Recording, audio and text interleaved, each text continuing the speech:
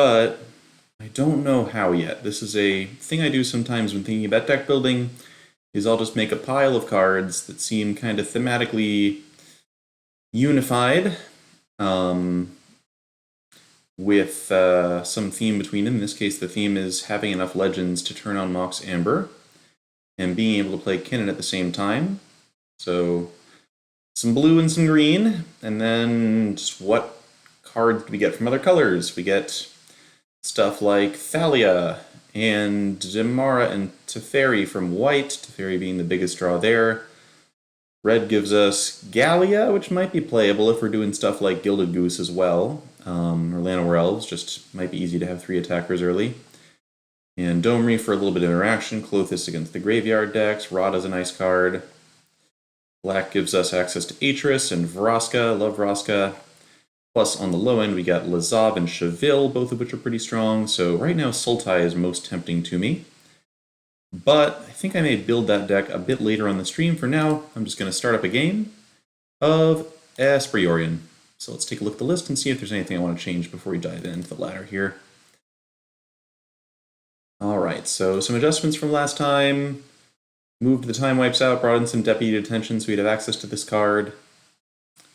I have a feeling I might have a little too much for Goblins right now, but Cry and Grafdigger's Cage both are pretty relevant in other matchups, as is Baffling End. I would really like to find room for like a Languish or 2 here, but pretty happy with this. I still think we've got a great post-board game against Goblins. Maybe some of this stuff should make it into the deck pre-board. I could see Disinformation Campaign being more of a sideboard card if the meta is really aggro heavy. So that's one thing I'm going to be thinking about a lot is like, how should I adjust this deck for best of 1? What is the meta right now? Should I just be trying to prepare for aggro more ahead of time? Is 3 eliminates and a bunch of Oath-of-Kaya really enough? So that's all stuff to think about. I do like this deck. I've had good results with it. It's fun to play. Not fun to play against, but we need to I guess that's probably a good sign too in its own way. That's the goal. Hey there, Weed and Magic. Great to see you. And Urban Druid, thanks for the follow. First Blood came early tonight. I love it. You might also have noticed if you were watching earlier that pile of legend-oriented cards I had 4 Elder Gargoth in it, even though Gargoth's not a legend.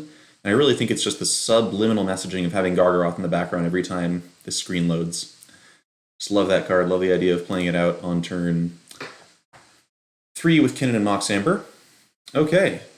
Grixis Yorion? Part of me wonders if this might be the Wyatt? Why did I say Wayne? The Wyatt Derby list, which is 5-color Yorion with Niv Mizzet. That would be not a thing I would relish fighting. Although, no, this does not look like that deck at all, actually. Okay, well, opponent's going to go Discovering.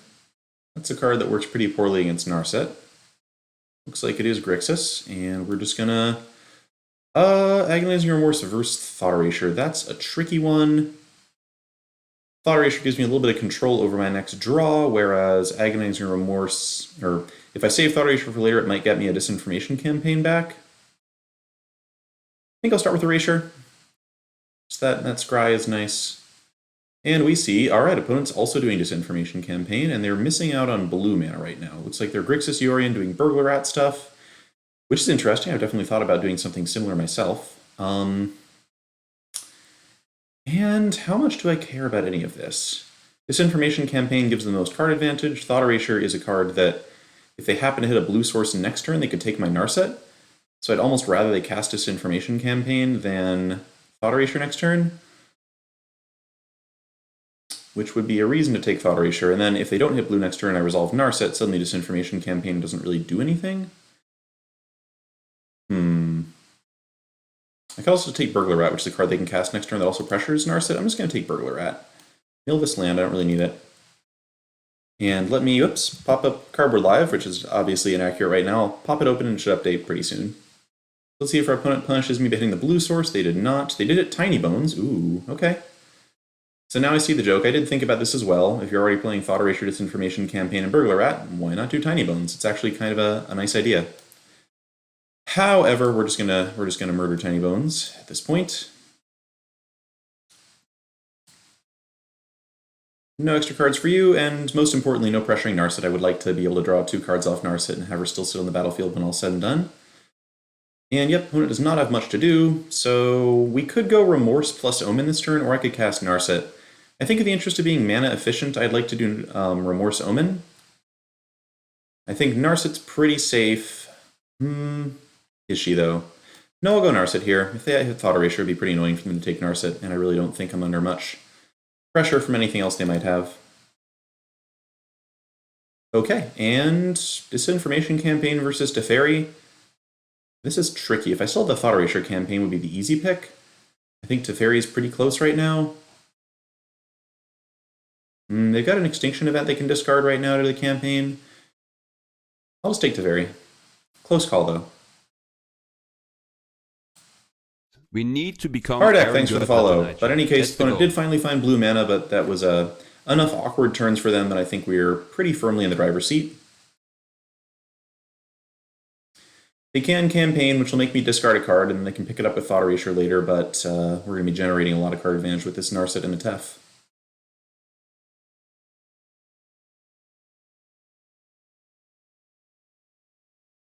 Tef unsurprisingly biting the dust. That's fine.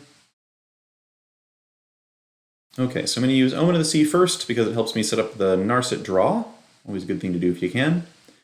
Alright, so we've got Archon of Sun's Grace. Does kind of just die to Extinction Event. We can, though, Agonizing Remorse that Extinction Event, which is nice. And I do want to keep Omen on top of my deck so I can just draw it with Narset, so I'm going to stack it like this. Take Archon, trigger Narset, pick up Omen. Yep, glad I stacked that, because those next 3 cards were lands, and who knows what would have happened. And now I have a few options. Can play Omen, can play Agonizing Remorse, or can just put Yorion in my hand for next turn. I think I like the idea of...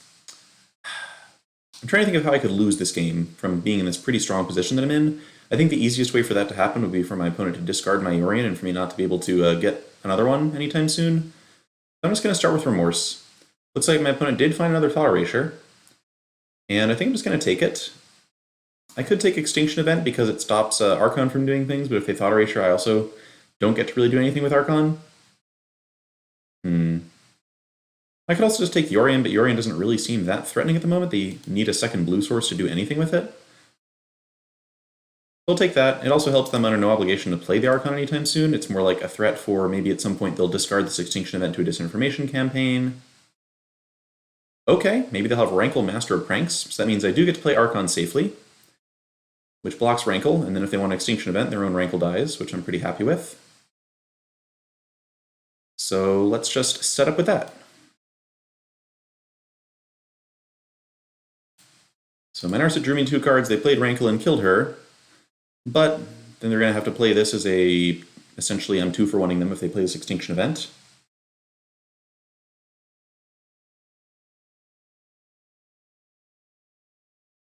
Holding the Omen, because I don't know what they're going to play this next turn. I suspect they don't have counterspells main deck in their Grixis Yorion build.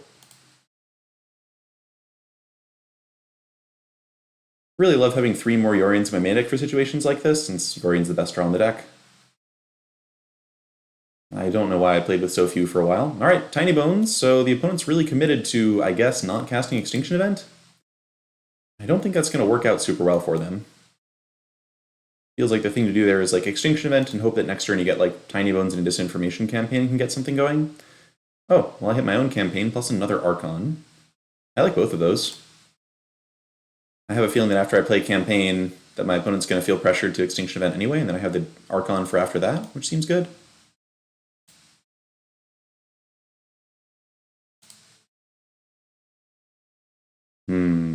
Esper Gandalf, so satisfying. Alright.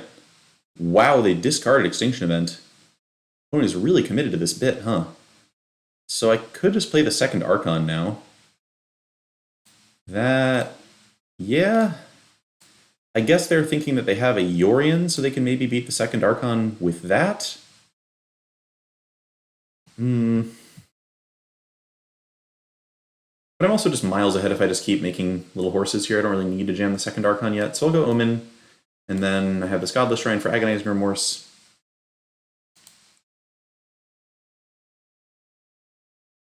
I'll keep an 8th land, because that lets me have Yorion next turn. Should have kept the black source untapped since I'm taking 2 damage now unnecessarily.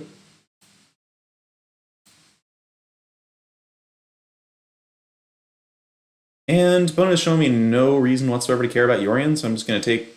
Well, it is a 4-5. It is a 4-5, and I do have Archon of Sun's Grace around right now. But they have a Tiny Bone, so I'll take the campaign. This 4-5 does not bother me. The Minosaur, yeah, I might do that at some point. I feel like day 2 is the one that I'm like more concerned about. I think if I'm willing to like take a couple of tries at the best of 1 if it can get me to day 2. And I'm also pretty confident in Temur Clover as a best of 1 deck generally.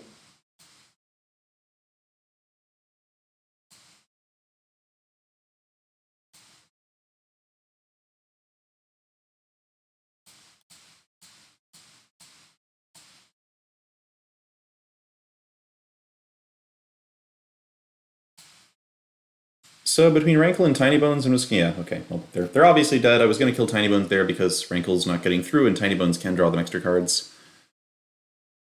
All right, Grixis Yorion stuff. They've got disinformation campaigns, thought erasures, and Yorions. So I think Mystical Dispute is warranted. Not sure about Dovin's Veto.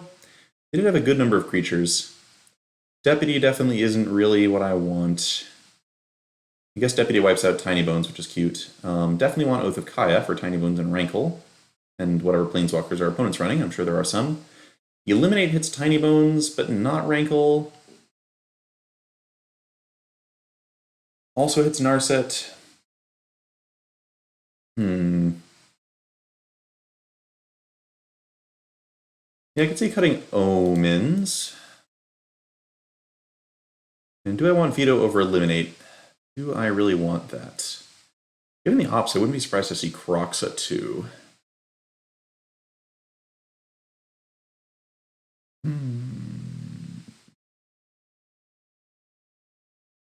I'll run it like this. We'll see if we see a bunch of expensive spells we want to veto. I guess having veto for disinformation campaign is also pretty nice. Yeah, I wouldn't say easily the Minosaur, but with a couple chances, I think I can make it work. Alright, this hand is definitely clunkier than the last one. The last hand was really, really good, but Charming Prince still lets us have some selection. And even if we get Thought Erasure done too, we've got plenty of power cards that we should have time to draw into.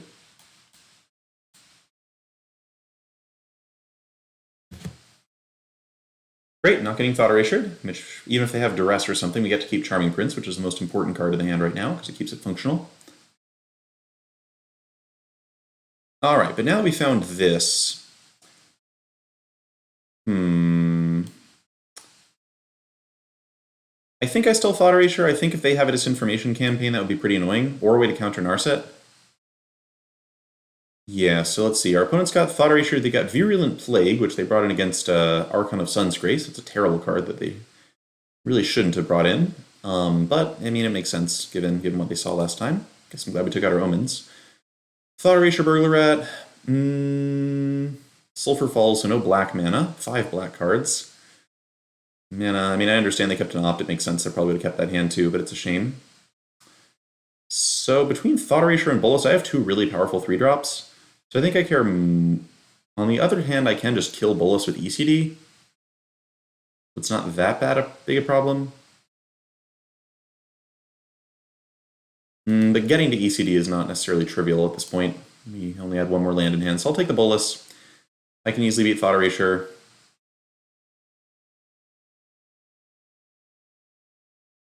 Okay. Now we'll just get Narset down while we can use her safely twice before our opponent has, say, a Burglar Rat on the table.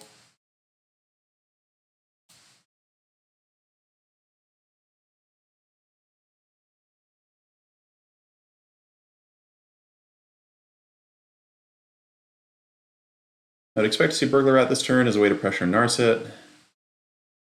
Thought Erasure also makes some sense, though. They still can't ignore Archon of Sun's Grace, though. I guess they would take ECD, maybe? They take Archon, it just comes back with ECD eventually. Don't know. Nice, main deck Yorion's cool. So this turn we're just going to be setting up some Narset action. I'm going to start with Charming Prince. Do I actually? Maybe I was thinking about his Charming Prince setting up a Scry, possibly hitting a discard spell that Narset can then draw into. The other thing I could do is I do want to hit a 5th land. So maybe it's actually just going to be, I'll go Omen of the Sea first, holding up the discard mana. Well, I want to hold up discard and Charming Prince mana, so there we go. Set up an Narset draw if we can. Triome, eliminate really... I don't really want either of these. A tap land doesn't let me play Yorion next turn. Alright, there's the land I was looking for, and now... Okay, I'll just Prince, Scry, making sure we get a Narset hit. Given that we can kind of do this for free, makes sense to do it. Do I want Oath of Kaya? Oath of Kaya really doesn't do much against any of their stuff, but it does ensure me against like a Rankle. Except I do have ECD for that as well. Yeah, I think I just want other stuff, like Tefts and Omens. Perfect.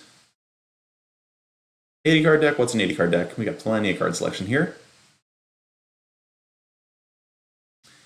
Okay, Burglar Rat lands, and what am I getting rid of?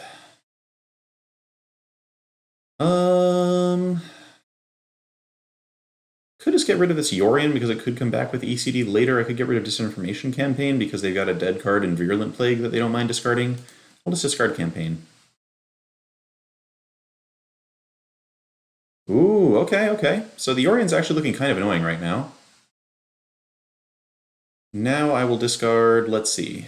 Do I just want to play my own Yorion next turn to reset everything? I probably do. I'll keep ECD as well, so I'll just discard Tef here. I want ECD for their Yorion, and I want to play my own Yorion now. Get this loop going.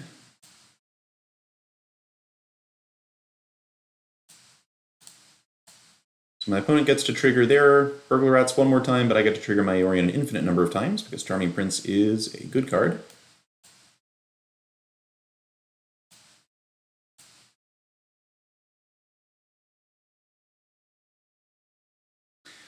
And yeah, I'm in for Omen, I'm in for land drops.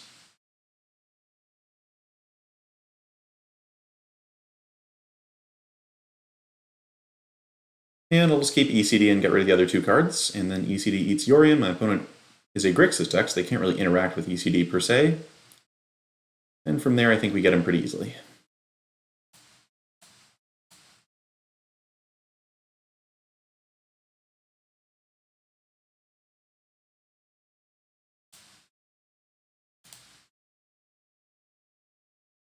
Yeah, the Burglar Rat synergy was pretty good, but just not quite enough early enough to stop me from setting up. And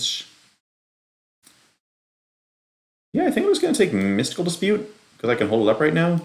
And the only card I can see them playing that's super worrisome to me would be like another Yorion, if they have the main deck. And I'm planning to blink my Yorion here, so I might as well attack with it.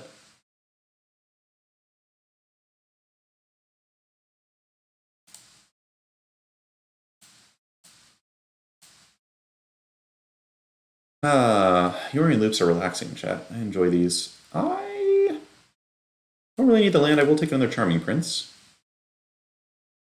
I could imagine my opponent trying to like Extinction Event the Prince just to stop all of this from happening. But one other thing that Mystical Dispute counters is Nicol Bolas. That's convenient.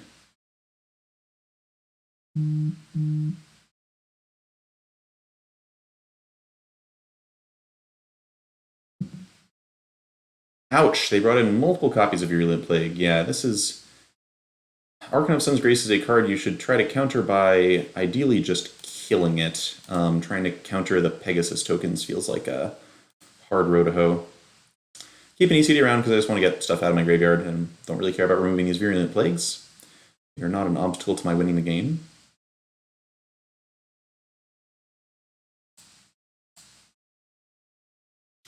Hey there, Geneticist. Sanctum, have not tested Rec Field.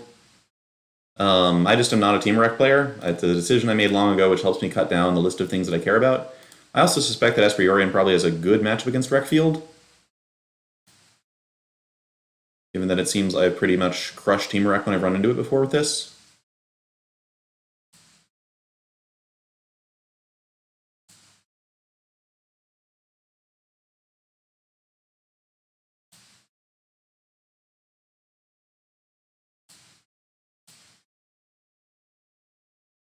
Do I even want to bounce anything right now?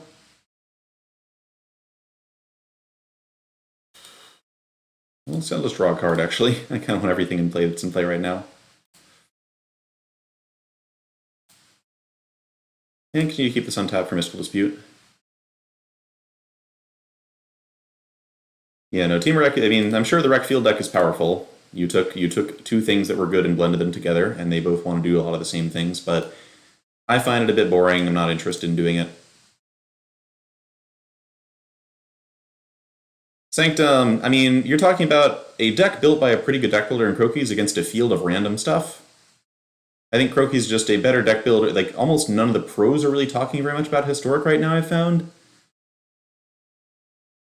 And I really, I also suspect that just the fact that the deck beat up on Goblins, which I think was de facto the most popular deck, is probably a big part of its success. I think if you had somebody who was prepared to beat up on Goblins, you probably got a lot of free wins that day. But yeah, if you just told me like in a tournament that everybody was playing a particular deck built by somebody who's a good deck builder versus like decks they built themselves, I'd expect the good deck builder deck to have like a 60 or 65% win rate, just kind of on that advantage. I kind of made up that number, so I'm not like ultra confident in it, but whatever. Yeah, if you have two decks that are like super popular and one of them crushes the other one, you're going to get inflated win rates just as a consequence of that.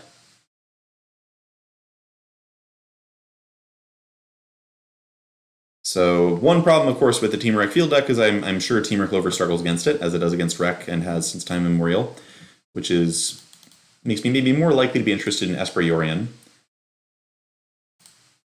for that event.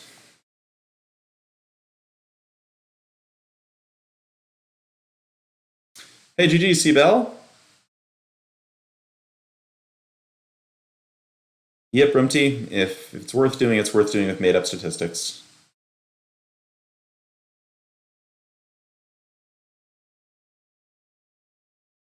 And is pretty good. Little bit sluggish with Double Omen, meaning that if there's Goblins or something, we could get run over.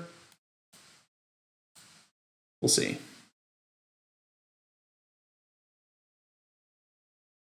It is Goblins. That's not a Snoop, though. Just really didn't want to see a Snoop. So we've got Archon here. The question is just, are we going to survive to cast Archon? Let's see if we can rip out of our opponent's hand at this point.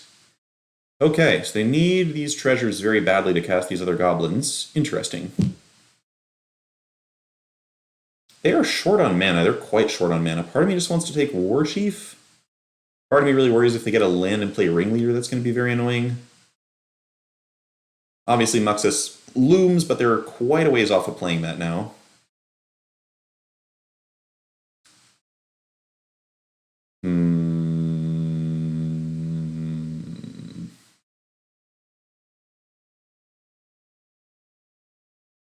I think it's War Chief. It could be Prospector, though. Prospector lets them play a land, and then they don't have to crack their treasure for anything.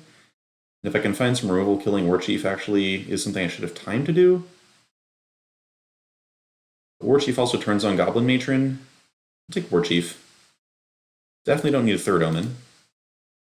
Yeah, I was tempted to take Prospector, too. It's a tough call. Depends on how likely I think they are to find land.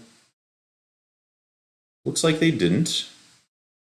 We need to become Aaron Girdler tonight, chat. So pre-board, this matchup's hard because I'm running a version that's much more tuned against kind of control mid-range decks. I don't have a lot of aggro control in the main deck.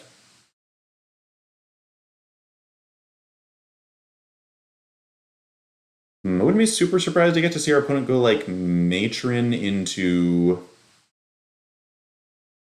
like the whatever the other card is, the makes 2 tokens one, the Instigator. Because that maybe sets them up with more mana long run. Wow, Sidetrack, good lord. It's a big raid, Sidetrack. Congrats on the huge stream count. And hello, Gris. Thanks for the follow, and Simpleton. Yeah, they could be looking for Snoop, too. No, just Instigator. All right, so if they do hit Instigator, they have a Muxus the turn after that, but it's a naked Muxus. We need to become Aaron Girdler tonight, chat. That's the goal. So we'll just play Narset. Narset has a bunch of discard spells she could hit, and any removal spell also keeps them off Muxus for another turn unless they find a land. All right, we got Oath, Eliminate, Eliminate. I'm just going to take Eliminate here because Oath basically is the same. I can just eliminate the Prospector. Oath doesn't really gain me any life right now, and this lets me go eliminate plus Omen. So they set up to try and do Instigator things, but I can kill their Prospector, which should keep them way off of Muxus unless they find another Prospector. And meanwhile, Narset's distracting a bit of damage, doing her job.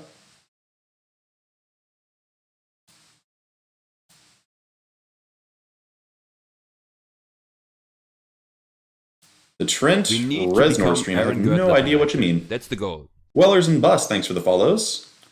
Okay, campaign is not a bad one. Not great, not bad. Nice for post-Archon, so we'll just elim the Prospector now. Goodbye. Yeah, Ugly, I was really impressed seeing the stream today. There was so much, people brought so much spice to the table. It was really entertaining. Okay, another Instigator, so now Prospector is going to allow them to cast a Muxus. But now I get to play Archon of Sun's Grace, which is going to put the game in a good spot for me rather quickly.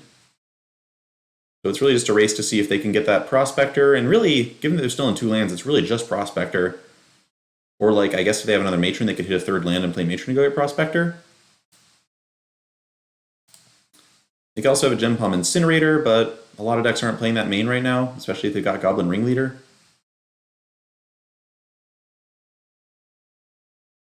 Wily Goblin, alright, that puts them so they can cast a Matron and get Prospector next turn. And if they have a land, they can Matron and Prospector, alright.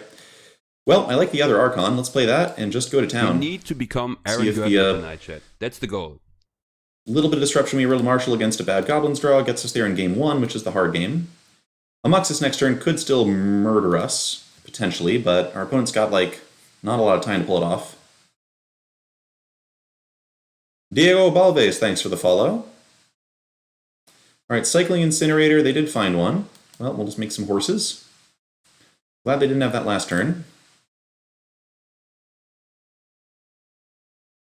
Narset, ooh, Agonizing Remorse is exactly what we wanted, and I guess I'll take... What do I want to do next turn? Campaign Remorse, do I take Narset? Next turn I go Campaign Remorse, and then I really just want to hit a land so I can go Yorion the next turn?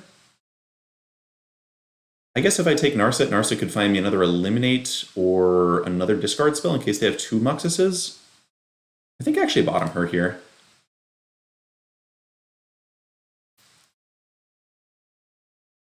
I suppose this Incinerator could just draw them into a Prospector, at which point we'd be in trouble. They still haven't even hit lands, so that's a tough place to be. Okay, start with Remorse. What's going on in here? More Muxuses, Krenko, more Ringleaders and Instigator. Alright, well I'll just take Muxus, easy. Nothing hasty to worry about, and... yeah, pretty into campaign, just because again I want to hit that land.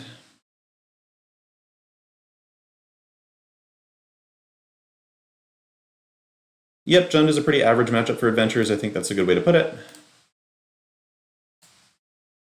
And yeah, I'm just smashing in these all gain life. I don't expect our opponent to attack. Even if they draw like Goblin Chieftain, we're like way, way, way off of dying. So given that I need both Prospector and Muxus to do anything, I think we're in the clear now.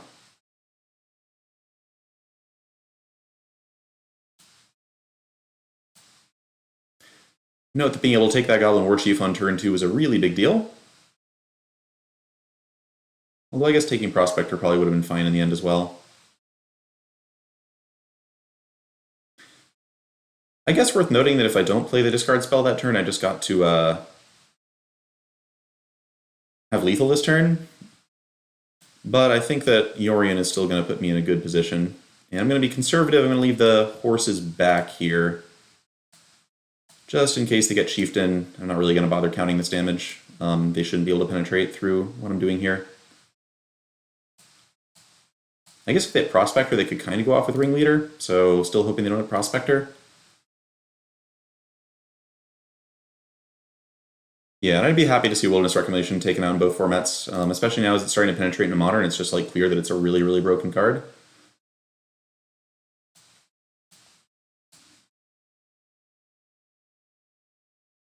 So main deck Archon is like one of my only concessions to aggro, and it's doing good work here.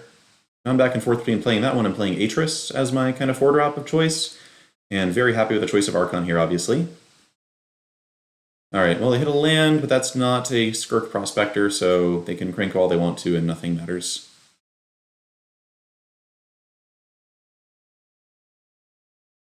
Jin, it's next weekend. So that's why I'm testing for it now.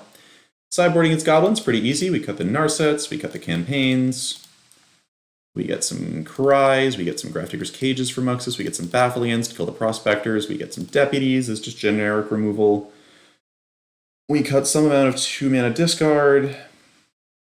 We cut the Elspeth Conqueror's Deaths, which are just really slow. The big thing about Goblins is just interacting with them from early turns. I don't think we usually really need Elspeth Conqueror's Death in the matchup, compared to just like wiping their board. And, you know, rather be casting 2 2-drops rather than holding onto a 5-drop on turn 4.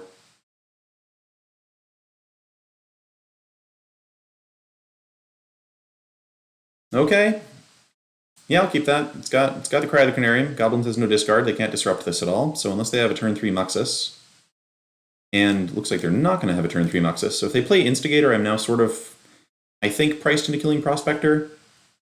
Wily Goblin. Alright, that could give them Muxus as well. So I think, yeah, I'm just going to kill a Prospector this turn. Might as well not risk them having the absolute nuts, given that I've got a Cry of the Canarium to clean up like an average hand. Jin, it's been getting better. I've been feeling the list get slowly better over time, so I think I'm moderately confident. This Goblins matchup is obviously going to be a big deal. Want to see how that goes. Krenko, alright, Krenko's scary. And more lands, also not really what I was looking for, so we're just going to go Prince, hopefully find something to remove Krenko before he goes off too crazy. And we have Cry to clean up the remnants, but we might be a little too slow here, we'll see. This card's a monster. It is a shame that I can't hit with Eliminate or Baffling End. Alright, there's Snoop, and do we have more? Do we have more past that? Incinerate, alright, so the opponent's killing Prince, but they're only making a few tokens here.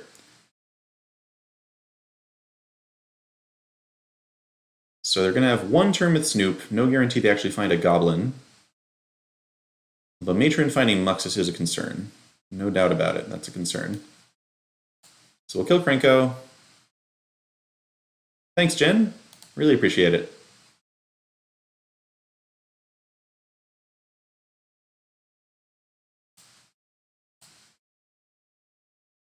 And ideally we can find a discard spell to take up Muxus, or they don't have a 6th land anytime too soon. So Matron getting to shuffle this off the top of their deck, some nice interaction with Snoop, although anything they hit at this point just gets cried. So not a big deal. If they had a Muxus in hand already, they could have fetched Skirk Prospector to cast it this turn, but that would be a risk. Okay, another Charming Prince. I actually like that quite a bit. We're going to Cry, sweep the board, and then Charming Prince comes in, scries, and maybe gives me tools to set up to fight through Muxus. So, see, we can find Deputy Detention. I'll keep that. I'll keep that. It's not incredible, but it lets me do a little bit of cleanup. They did draw the Mountain, which we knew was on top of their deck, so let's see how good the Muxus is. We may well lose to this. We may well lose to that one. Alright, found Ringleader Snoop. Ringleader finds Incinerator. Ooh, but they're letting me block it. I kind of like that, actually. Because that means if I Deputy the Snoop, the Ringleader doesn't get to kill the Deputy, which seems pretty good. I do lose the ability to, like, Yorion loops with this Prince. Problem is, if I don't block this and I Deputy their Snoop, they just can play another Snoop, cycle Ringleader, and kill Deputy.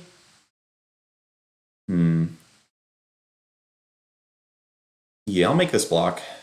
Tough call. Opponent, the problem here is we have no real pressure, which means our opponent's got ample time to find another Muxus and hope that that Muxus is better.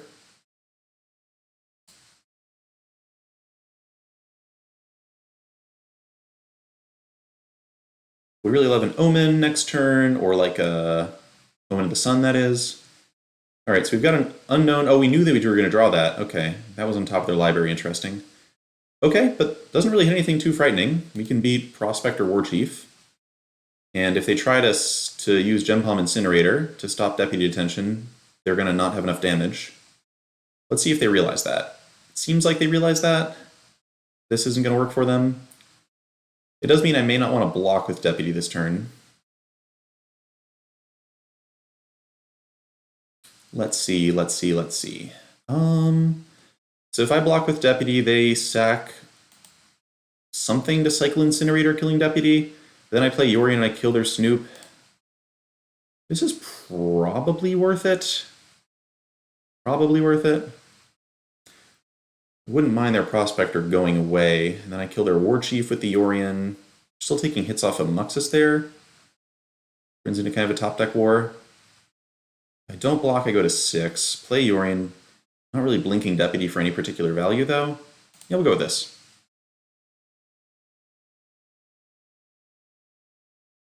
Hey, Tammy. Yeah, opponent's Muxus hits have been pretty mediocre. Which is definitely nice. Good to know they still have the Incinerators, and it makes sense given they saw Archon. So, Omen of the, like... Alright, and they drew Goblin Chieftain, which we knew about, but we get to take out of their hand immediately, so that's cool. Let's see, they've got the Snoop, and we can kill the Snoop. So actually, maybe... Alright, so if I take their Snoop and then Yorion kill their Snoop, they get to play Chieftain. Muxus can attack for 7. That's actually lethal unless I chump Muxus. So I think I'm actually forced to take Chieftain here. Give them a Snoop for a turn. Omen of the Sun, huh? I don't think that's good enough at this point. I don't think Omen's good enough at this point. It does Scry, which is cool. It does Scry.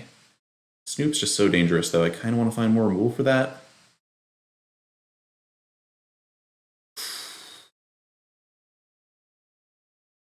I don't have that much removal for, like...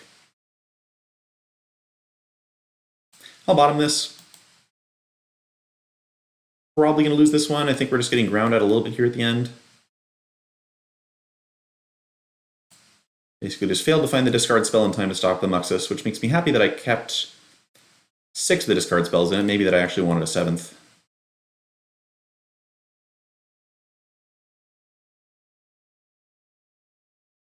Okay, how hard is Snoop going to go off? Wily Goblins, fine. That I can manage. Mountain on top, good. They do have Castle Embereth available. Does Castle Embereth mean I'm dead to not blocking Muxus? I think it does. Let's see if our opponent counts that far.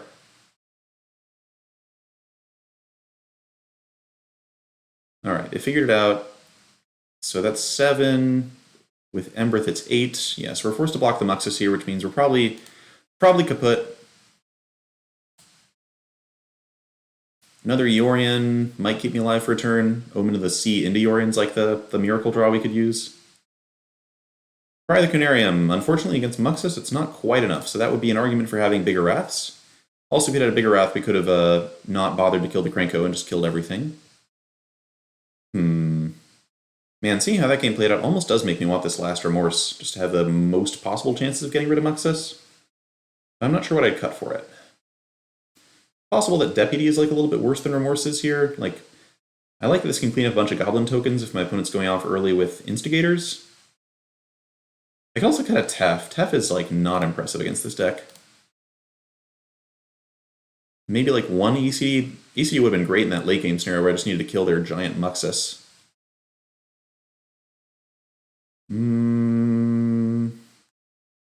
Huh. It doesn't actually slow them down at all, and it does not have a lot to bring back in the matchup. I think we'll stick to this. If we just die being attacked by a giant Muxus again, maybe I'll reconsider. Yeah, Sanctum. It's a tricky call. Alright, this hand looks good. Light on early discard. We can kill a Prospector, which is big. But yeah, I might consider just getting rid of the Tefs and just playing ECDs instead. We'll see what we happen to find in this game. So I don't see any reason to play the Prince out this early. I think I'd rather just Omen while the Omening's good. It does prevent a little bit of damage, which is cool.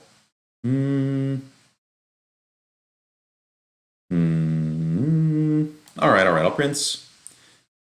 Maybe can just set me up with a 3-drop, and then I have 2 2-drops in the next turn. Or I could just take the Yorion. Yeah, I'm just going to take the Yorion. Yorion actually looks really good here. Yep, we got 2 cages right now. There's Instigator, sure. So we now get to kill Prospector, slow them down a bit.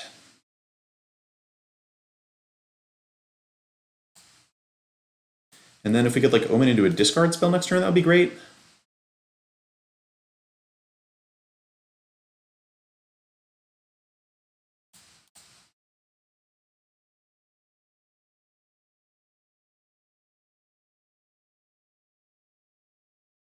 Yeah, Tail's End really doesn't do a lot. I don't see the appeal of that one. Alright, am I blocking either of these? Losing the ability to print Sloop is sad. Losing the ability to block Goblin Chieftain means we're not really taking anything off the board per se.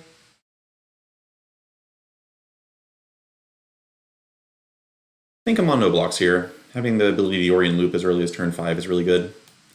So didn't find much to do. I'm going to Omen here. Ideally finding some kind of 2-drop interaction. Baffling End would be great, Eliminate would be great, Discard Spell would be good. Alright, I'll take Agony's Remorse, and I like Archon as a follow-up to that, so grab Remorse, see what our opponent's working with over here. Given they're only on 3 lands, we don't necessarily need to take Muxus right away. Alright, so it's just this, that's fine. So we'll take some hits, but this actually looks like a pretty safe board on which to just cast Archon, followed by Yorion. Oof! Alright, well, never mind, our opponent drawing Goblin Ringleader into another Chieftain does make things harder. Although Archon of Sun's Grace still cleans this up pretty well. At this point I think I'm blocking. We'll leave the token alive because tokens can be removed by Deputy or Tef. Alright, so now I'm just going to play Archon because it means I don't die. I guess if they go Chieftain Wily Goblin, that's attacking with a 4/4 and 4 3/3s. Shoot, a 4/4 and 4 3/3s does mean I'm actually forced to chump with Archon in that spot, huh? Because I block go to 13. Drat. Oh man, that Ringleader off the top was brutal. But if I play Yorion, it's not like I don't die to that either, so yeah, not sure what I am looking for. It's possible our opponent will do the math incorrectly. So we had the perfect curve there, we set everything up really nicely, and then our opponent just ripped a Ringleader off the top, which is unfortunate, but that is how the Goblins deck works. They do have a lot of good top decks in situations like this. Ooh, jeez. Alright, well, we got top decked out of the game in that one, folks. Absolutely brutal.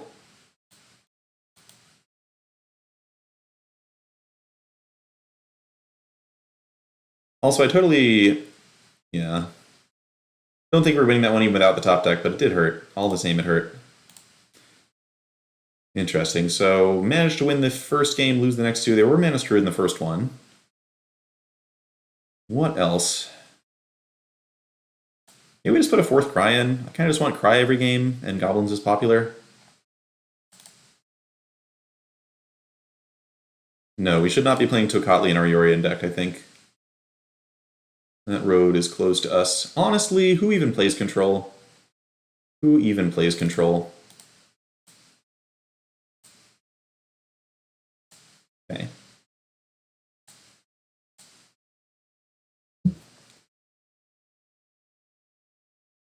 Honestly, Baron, you're not wrong. You're not necessarily wrong. Witch's Vengeance even 2 for 1's mono red plenty of times. But no, Cry should be fine. As long as we draw it, it should be fine. We need to become Aaron Girdler tonight, chat. That's the goal. Some consideration of putting in a bigger Wrath there.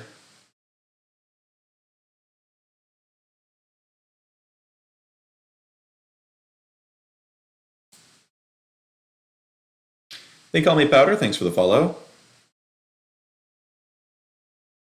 Yeah, or we could just play like a copy of Actual Factual Languish or Shatter or something. Okay, are we up against Mono Blue or maybe the Blue-Red Tempo list from today? Love having Eliminate here. Eliminate into Oath of Kaya seems great. Curious to see how much protection our opponent has for the Sailor. Yeah, so this was historically the matchup I have feared most with Esper Yorion. Like, it was just genuinely terrifying to play against decks like this.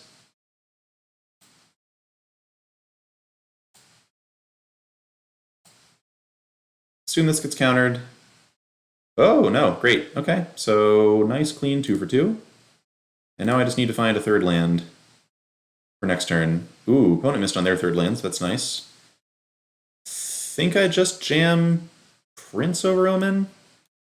They probably have more ways to counter this, but they might also not counter it. Brineborn Cutthroat, okay, cool. Definitely don't want either of these. Eliminate's tempting, but I really just need to make land drops because lands unlock every other card in my hand. Perfect.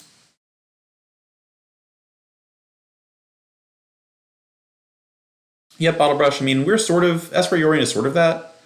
Like, the early pressure is just having a bunch of cards that are useful. But, like, it's early disruption with a late game combo finish, the combo being Yorion plus Charming Prince, or just Yorion plus a bunch of stuff. Okay, let's see if our opponent has the spell Pierce for me here. Ooh, the dive down? Oh, nothing. Yikes. Alright. Belniz, I mean, this is the first time they've really had much in the way of events for Historic, so it doesn't surprise me that it took a while to get some attention to it. Personally, I enjoy the format. I think there are some kinks to be worked out. I think Muxus being banned would be good. Worth noting, the Goblins deck managed to beat a pretty reasonable draw for me that last game through without needing Muxus at all. There's a lot of Chieftain type stuff. Starting with Narset, I feel like they almost certainly have a counter, and I'd rather resolve Teft than Narset in this matchup. Hi there, Delta. Dispersed. Okay.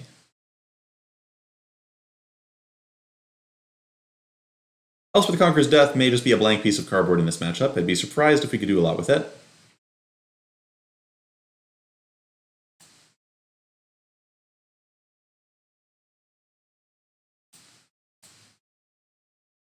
Basically just looking for cheap cards here. Eliminate fits the bill. Been very happy having a few of these in the main deck. Used to run this with no 2-mana removal at all. Yep, I don't know about the Teferi ban. It's a very obnoxious card, and I would be sad to see it go, but it doesn't seem to... I mean, it's not really in any of the format's dominant decks at the moment. Field ban seems fine, too. Alright, Essence Capture. Not too shabby, not too shabby. Definitely got me with that one. Let's see if they had said 2 Essence Captures in hand. That would be pretty funny. Yep, alright. Well, I'm glad those are not countering Yorion. Oh, no, ignoring Narset. That's interesting. Narset turns off Curious Obsession, so I'm happy that they're doing that. And we still need to hit that 5th land. We're going to keep working at it. Anthony Farnham, definitely not. That's why I'm still testing. This is one of the decks I might play. And yeah, I'll take the other land too. I just think lands are great. Even ECD is not like a bad thing to be able to play here. So fully expecting Teft to get countered, but that's okay. That's okay. It means our opponent can't activate Castle Bantress. And Spell Pierce is a card that's hard for us to play around since we've had a lot of spells, not too many lands. Opponent's now out of stuff to do. And we've still got Oath plus Yorion waiting in the wings. Yeah, I would rather ban Wreck than Field here, I think. I mean, not that Wreck Field is the deck that's specifically targetable. I just think Wreck is, on the whole, much more obnoxious. Alright, so we'll go try to kill this Trickster, see what happens. As he Lookout's Dispersal. Ooh, we could have played our Hallowed Fountain to prevent that. That's okay. I'd much rather see that get countered than Yorion, and... Oath versus Yorion this turn. I want to put Yorion in my hand. Opponent doesn't... Now that we've gone through 2 Dispersals, 2 Essence Scatters, I'm betting the opponent doesn't have that much stuff that legit counters Yorion. And wow. Definitely think you're supposed to hold that there to give me pause, but... So it goes. Anthony, right now I like Esper Yorion quite a bit. I think that it's got reasonable matchups against a lot of things. It's a pretty unknown deck. The question is just if I can tweak it to make Goblins feel sufficiently comfortable. Right now, Goblins feels touch and go. Alright, ECD is okay, opponent's just done. Makes sense.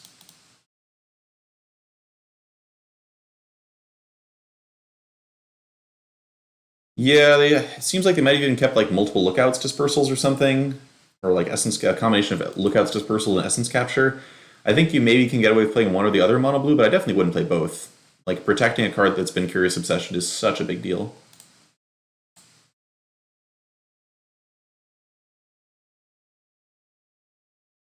We need to become Aaron Girdler tonight. I mean, Simpleton, it's not that... I mean, If you're talking about Temur Rec, I mean, Reclamation was part of Nexus, which is one of the 2 best decks in historic pre-Jumpstart. The only reason people didn't play Temur Rec is because Wilderness Reclamation, there was just a better Wilderness Reclamation deck in Nexus. I think we would have been seeing Temur Rec much earlier if it weren't for Nexus. And Digital Luke, thanks for the follow. Lots of followers tonight. Appreciate all the folks who are hanging out. For those of you who are new here, my style is basically to try and play unusual decks until they become usual decks. All right, Skirk Prospector early. Let's see. Yeah, I don't think that's worth just killing right away. I'm going to go Remorse first. Our opponent might have just kept 1/2 drop, at which point we make their hand kind of embarrassing. Yeah, so I'm just going to take... If I just take Instigator and then I take Matron, I have all the time in the world to stop Muxus. So I'm absolutely just going to take Instigator here.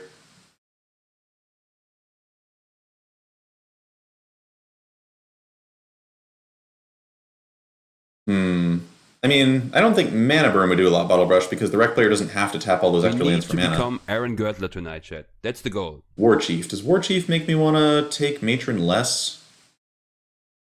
I think I still just... I guess the question is, what are they matroning for? This actually is a good turn to land Omen, so I think I do that. Then next turn I've got Eliminate plus Remorse. I think they're not super likely to look for a second Muxus off the Matron. That doesn't seem especially likely to me. If they do, then like more the Fool Eye, but I do get to kill their War Chief, and then they're still like 3 lands away from actually casting Muxus. Time Walk, thanks for the follow. Yeah, Airball P. I mean, this is a weird deck for sure. Like, it's definitely strange that you can do this kind of thing. But I think you can. I really think you can. I feel like I've been getting, wow, all right. See, this is one of the reasons you can play a deck like this, is because people, obviously if a tournament's open decklist, it's tough, but the Arena Open is not open decklist. So my opponent's just attacking, losing their Skirk Prospector, and ending up on basically no resources.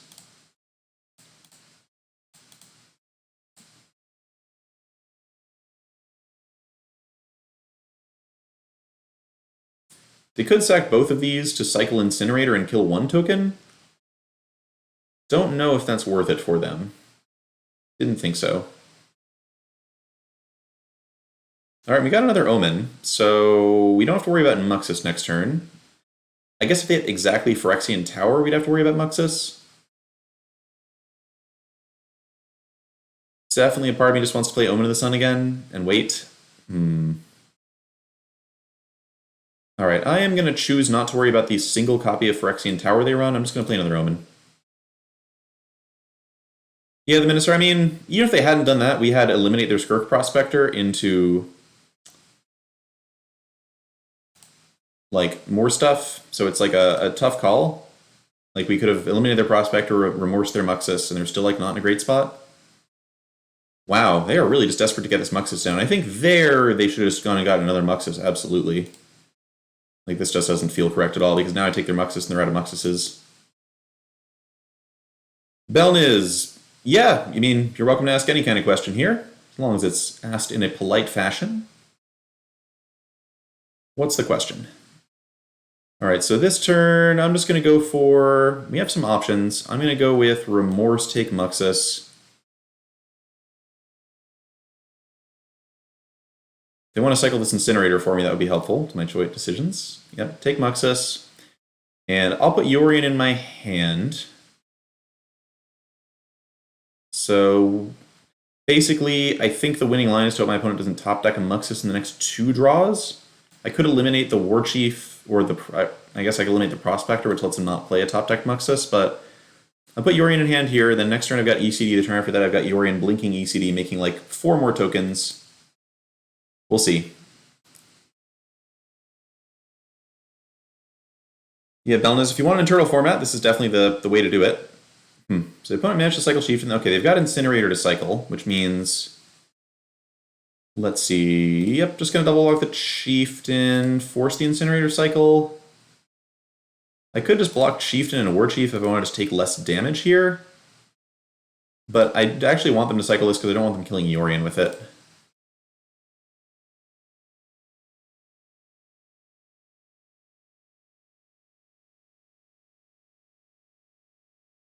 Yeah, I think a downside on Reclamation would be appropriate. It's a card that seems like it would be pretty okay if it had some kind of downside. We get hit a little bit. Opponent drew a land. Cool. Good to know, opponent. So now I will just EC the Chieftain. That basically means that even if they draw another Chieftain, I'm only going to 2. If they had like Krenko could be a problem. Castle Embereth puts me to 3. Okay, Chieftain's going to put me to 2. Then we've got Yorion to clean up the other Chieftain, make 2 more Omens. And then it's basically touch and go until they find Muxus or I find Charming Prince, whichever happens first. Or like Teferi, which in combination with Agonizing Remorse lets me control their draws. And puts them in a much harder position vis-a-vis Muxus.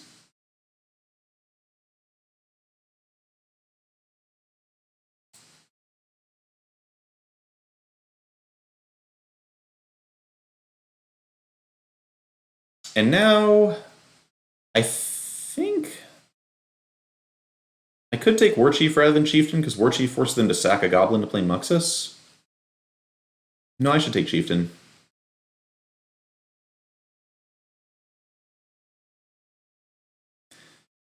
So it's been an interesting game. Opponent had a pretty reasonable Goblins draw. We were able to kind of like delay them every step of the way. They've got 3 Muxuses, 2 Matrons.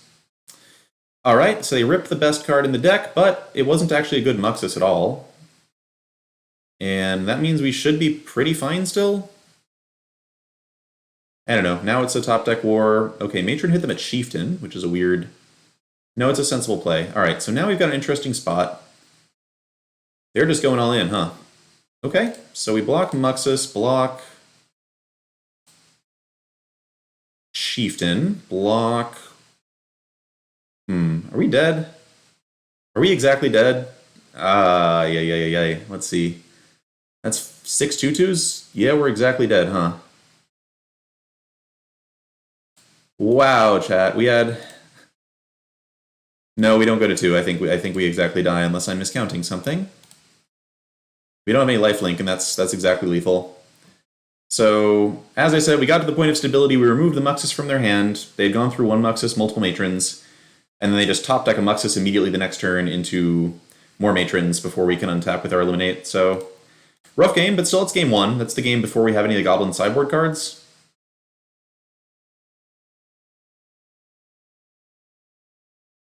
Yeah. But, I mean, I'm making excuses here, but I did lose the game, so let's not lose track of the fact that the game was lost. We need to become Aaron Gertler tonight, chat. That's the goal. Alright, let's try cutting all the Tefs. See how that feels. Cut all the Tefs, cut the Narsets. Cut... I mean, I still think I'm cutting some ECDs here.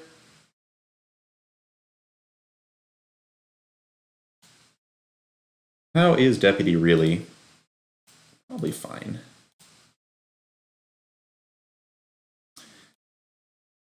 Airball P, I don't know. I think Extinction Event's just too slow. I think I don't want my first sweeper coming down on 4. And if I were playing that, I mean, I just want to play... I don't want to play Extinction Event. I want to play Languish. I just want to kill all the Goblins. I don't want to, like, pick which ones I want to kill, the Prospectors or the Snoops, you know? Alright, that's a great hand. Ah, sorry, Belniz. I did miss whatever you asked. Let me see if I can scroll up and see the question for a second there. Or actually just ask it again, there's too much scrolling. Busy chat, which is great. Do I play Cage on 1? I think I wait on it. I think I wait on the Cage here. I don't want to take 2 damage if I don't have to. And my opponent might make some like crazy plays to try and get Muxus out, not realizing that Muxus is going to be turned off. I'm going to Remorse here because I don't want to see a Snoop next turn. Warchief Chieftain. Okay. Opponent's hand does not have a lot of stuff in it, and we're going to have ample time to get Disinformation campaign going unless they just went for Warchief right away. Alright, so they're pretty far off of Muxus, and they're trying to do like aggro stuff. Something about that whole sequence felt weird to me, but whatever.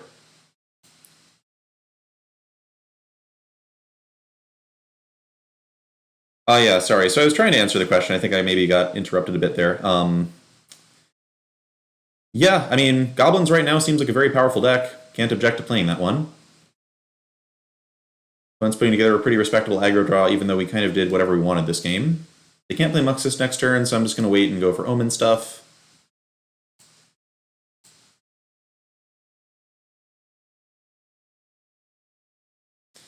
Alright, that's Krenko. So we do have Cry the Canarium for that. It is annoying, but we do have Cry for it.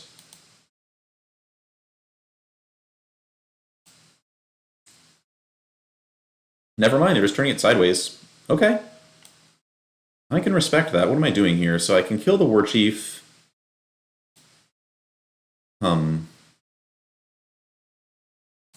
Yeah, I'm going to go for kill War Chief, turn off the haste. Plan on using Omen to try and find some interaction for me.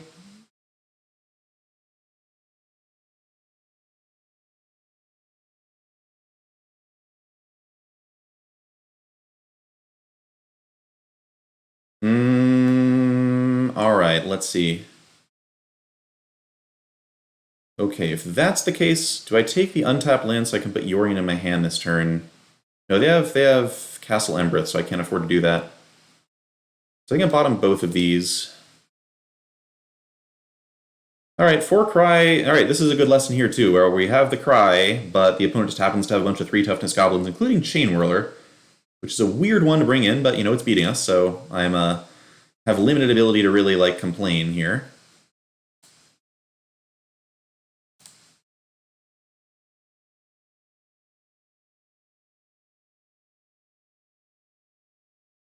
Curious to see if they're going to go for the long game with Crank or just try to kill me. Alright, this is fine. So Cry actually gets to have some text. The question is, should I block Chain Whirler with Prince? I think I block Chain Whirler with Prince here. Because I think I'm very likely to cast Cry next turn, because if I don't, they're just going to kill me with Krenko stuff. Sad not to get a Yorion loop going, but I don't think I could afford not to do that. It is pretty funny that we've had no time to cast Grafdigger's Cage yet. Alright, Baffling End. So yeah, we're just going to go for Cry. Put Yorion into hand. And see what happens. There's probably some draw our opponent has that would kill us. Maybe, like, I guess Chieftain kills us for sure. Has to be exactly Chieftain, though. Past that, we get to play Yorion. And we have Cage next turn as well to protect against Muxus. They did not Castle Embreth. That makes me nervous. Oh, they just forgot to Castle Embreth. Okay, that makes me less nervous. So we get to save a point of life there. That's cool. We take those.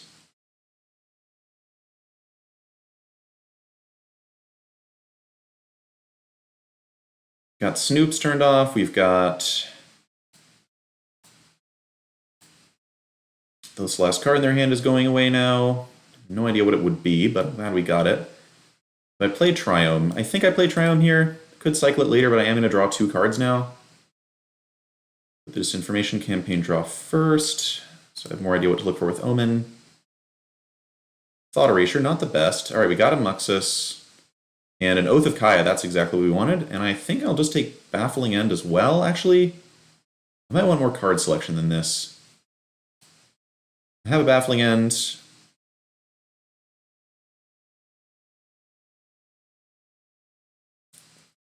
Okay, Wily Goblin is going to let Krenko make a good number of tokens, but then we kill Krenko and it's fine.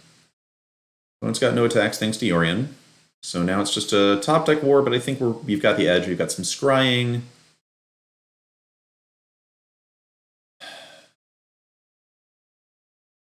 Yeah, so this is where not having Tough is a little sad, but I mean, if we had Tough, we would have had some of the other cards we had, and we might just be losing because of it.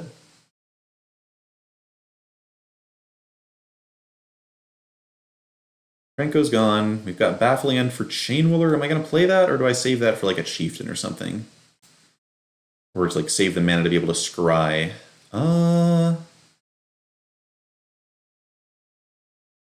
We can't Chieftain plus Castle. I think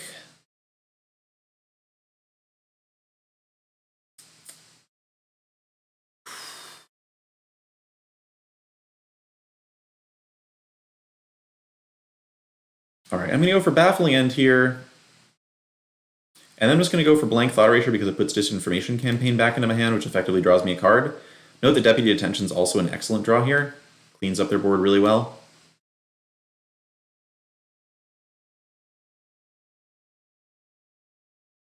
Eliminate? Yeah, I'll keep Eliminate. Seems good enough. Especially given that I've got these Scries too, so I've got plenty of card selection. Glad I played the Zagoth Triumph last turn and try to cycle it. Chieftain is not lethal. They'll have 5 2-power attackers to my 3 blockers, and they don't have enough mana to both Chieftain and cast Lembrith. Wow, this attack, what? This attack is bizarre, but I'll take it. Yeah, now they've made this attack, they should be dead. I don't think they have a way to come back. I mean, I guess enough ringleaders maybe could do something.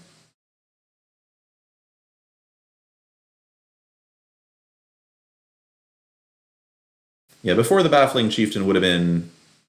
still would have been 2 points off lethal. And now that I've got Eliminate in hand, I don't think there's any real punish to attack with Yorion. We do gotta get our opponent dead at some point.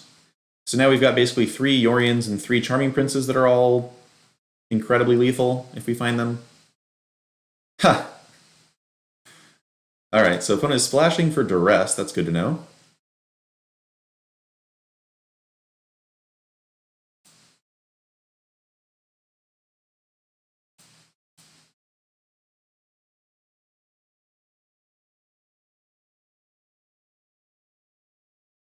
There's Prince. Alright, Prince should end the game. Opponent doesn't have any single lethal draw next turn because Muxus is turned off.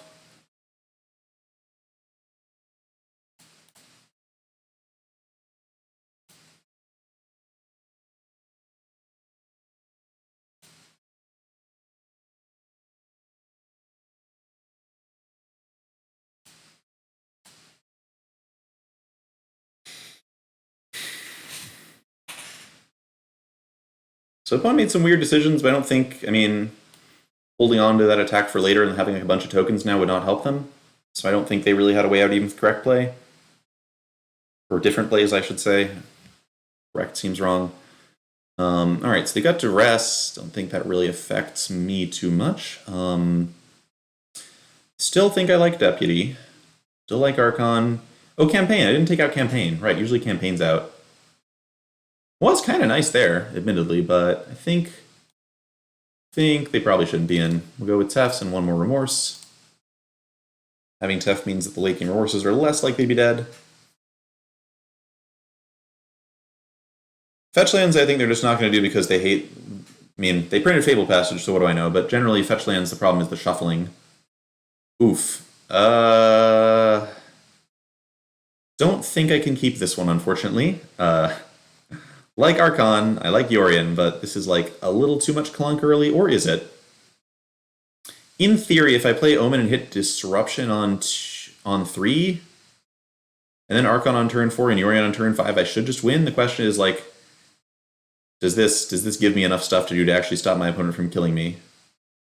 Yeah, I don't like this hand enough. This one is better. This one is much better. I'm glad we were disciplined. I think I dump Prince here. My goal is to play Baffling on 2, find something else to play on 3, play Archon on 4, and then play Omen and do other stuff past that. Always with the Prospectors, we can at least remove it.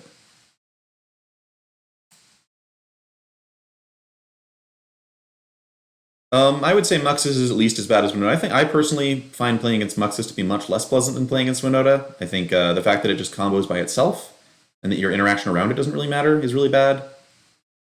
Oh, Thought Erasure. Alright, so I think this is a Thought Erasure turn then. If our opponent has like both Chieftain and Muxus, we get punished very badly. But yeah, it's a bunch of stuff we can handle. I think I just take War Chief, and then if they play Snoop, I'll Baffling End it. We're going to be dead to a Muxus off the top for a little while, but there's only so much you can ever do about that. Worth noting we only have 1 white source at the moment, so I do need to find another white source to actually do the Archon plan. Snoop finds Matron, but I doubt they're going to just cast it right away. Notably, Matron does find Muxus. So... Alright, we're going to Baffling end this turn, take the Snoop. Hopefully next turn they play Matron looking for Muxus, and then I can Omen into a discard spell for Muxus. We have a lot of looks. Or an Eliminate for Skirk Prospector, which would also be fine. So as long as I find some way to kill Skirk Prospector or discard Muxus, we'll be okay.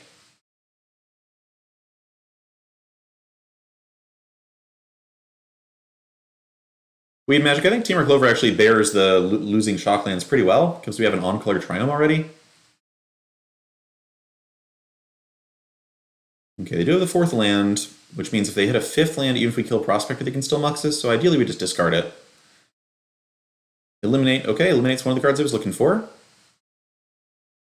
So, let's Omen.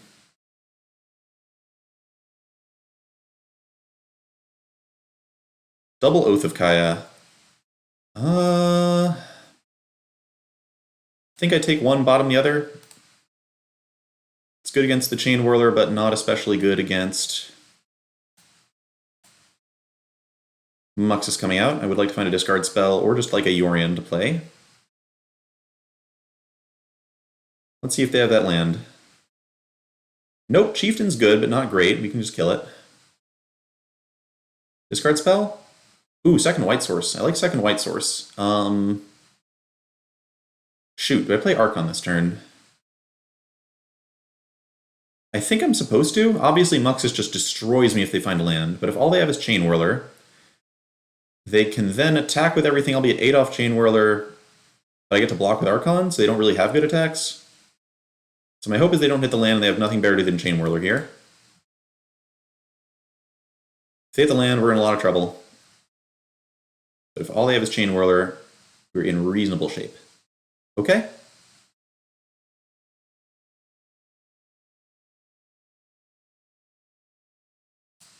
Interesting attack. That seems wrong.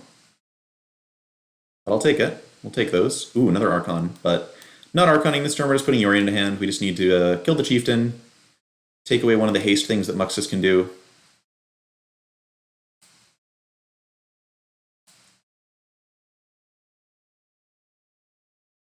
Alright, notice that a question of whether to attack with Archon is interesting. Obviously, it being a blocker is really nice, but if my opponent hits a Prospector off Muxus, then we don't actually get to gain any life by blocking things. No, it's too good as a blocker. I'm going to hold it back. And yes, Simpleton, I'm not really trying to think about, like, if they hit a land, I'm probably dead no matter what. I would agree with that. Alright, here's Muxus. Let's see how good it is. Very good Muxus destroys us. Medium Muxus we can beat. Okay, that is a Muxus we can beat, I think. It's good, but not lethally good. And next turn I get to Yorion, I get to take out several Goblins. We'll see about the next Muxus. See about the next Muxus. This attack, huh? Okay. So I don't even need to block the Muxus, do I? If I block Chieftain, Matron, no, I do need to block the Muxus. Alright, so we block Muxus, we block Chieftain.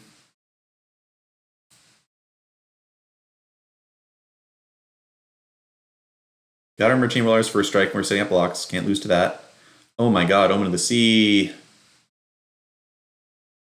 So here's a play where if I play Omen of the Sea, and I hit a land, any land that comes to play untapped, then I get 2 extra Pegasi out of the turn with Yorion.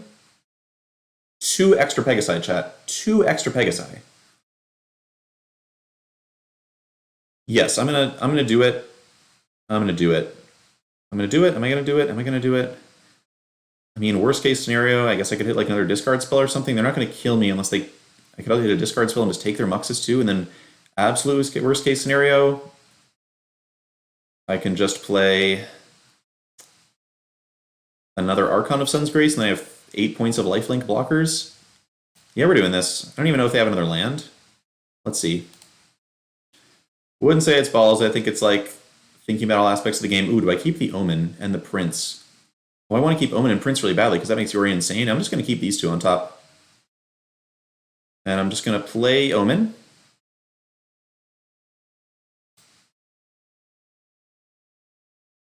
And I'm going to keep Prince. I'm going to bottom this Triome, which I definitely don't need. Glad I didn't go for it. I would have missed. I'll play Prince. And we'll just gain 3 life. And yeah, if the opponent has land into Muxus, they need to hit like Krenko and a Source of Haste to really get me.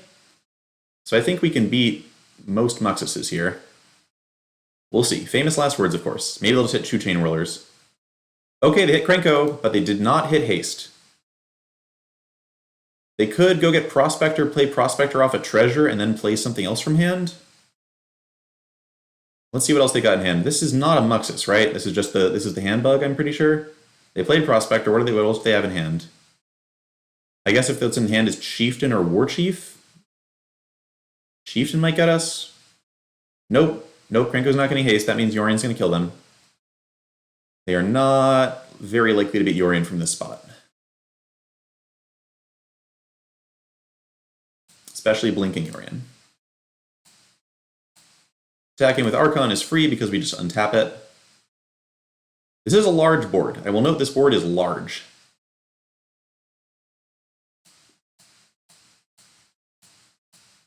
But I think we'll be okay. They did keep the Summoning Sick one, but it didn't really matter given that they weren't attacking anyway. I guess I could have attacked with Muxus pretty much free, so maybe it didn't matter. Alright, that's a lot of things that are stacking, but there's not really any reason to stack anything in any particular order. Goodbye, Krenko. Goodbye, Yorion. Goodbye, Chain Whirler. Yeah, Chain Whirler. Oh, Prospector? I actually just think it's Prospector. Prospector is incredibly explosive.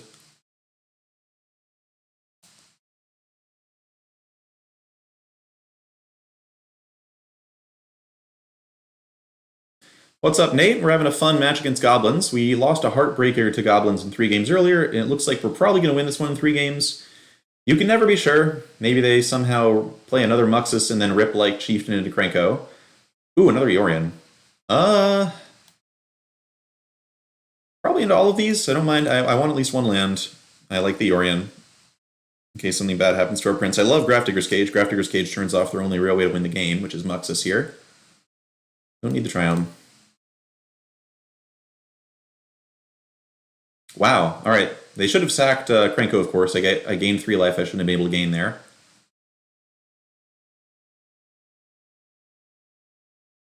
Yeah, Archon of Sun's Grace does some work against this deck. They're entering the attack step. That's not a good sign. They do have Castle Embereth, of course, but this attack is like the I know I'm toast attack, and you love to see it. You love to see it.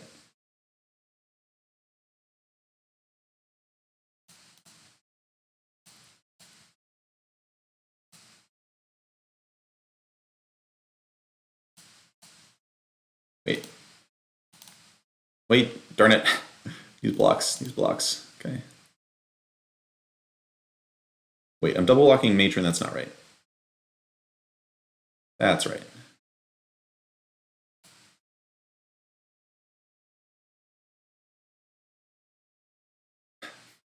If they have a cleave, we still gain way too much life. So we're cool. Also, they don't have a cleave. Alright, well, the board... Ooh, alright, spicy.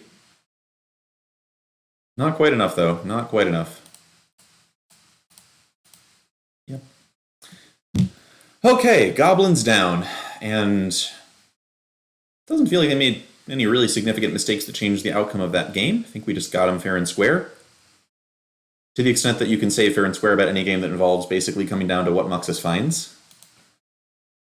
They really had to make it 6 cards.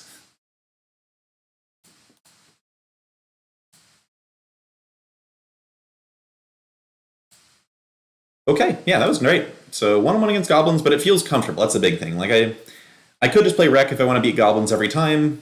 I prefer playing something with a bit more balance. And yeah, the Goblins matchup feels comfortable enough that I'm not like dreading it every time I see it, that's the kind of feeling I look for when I'm trying to select a deck. Incarcerated Geneticist, honestly, I don't know. Somebody who has more time to think can tell you that. It might be possible. Yep, CMC 3 or less would be a reasonable change, so it doesn't hit Krenko. Many ways this card could have been tweaked. Just taking off the ability where it gets extra points from attacking. I know they like to like put random abilities on their creatures to be like cute and all, but did it seriously need to get gigantic too?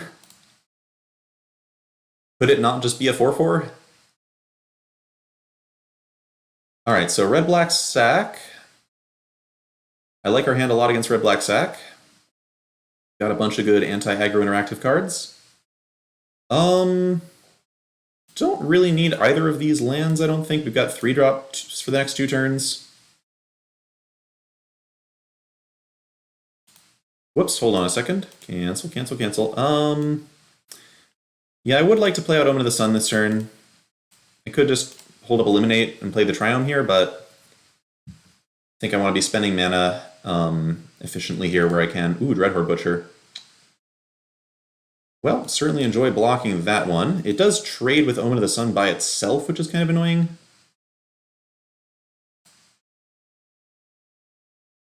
But whatever.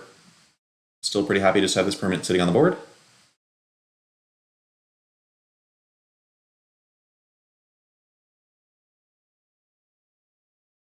And yeah, I think I'm just into Oath of Kai here. Obviously, Serrated Scorpion is not the world's best target, but I have Eliminate and Elspeth Conqueror's Death in hand.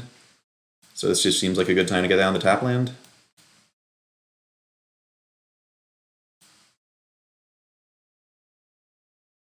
Alright, sitting on 20 life with 3 beneficial permanents on the table against the aggro deck.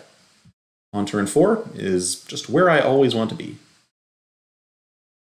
And yeah, this is like awkwardness of 2-color mana just never fails to amaze me. They've got just double Dragon Skull Summit, Temple of Malice start slow them down so horribly badly. Okay, so we just get to eliminate Eon Priest. Put Yorion into my hand. Worst case scenario, they happen to be playing, I guess they're playing like Agonizer Remorse to kind of get gotten, but whatever, I don't think they are. This deck, if this deck has Kroxa, I'm scared of Kroxa generally. Like this game we can easily beat a Kroxa, but in general, Kroxa scares me.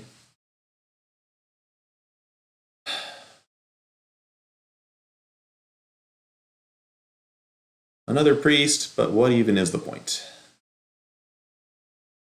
What are we trying to accomplish here?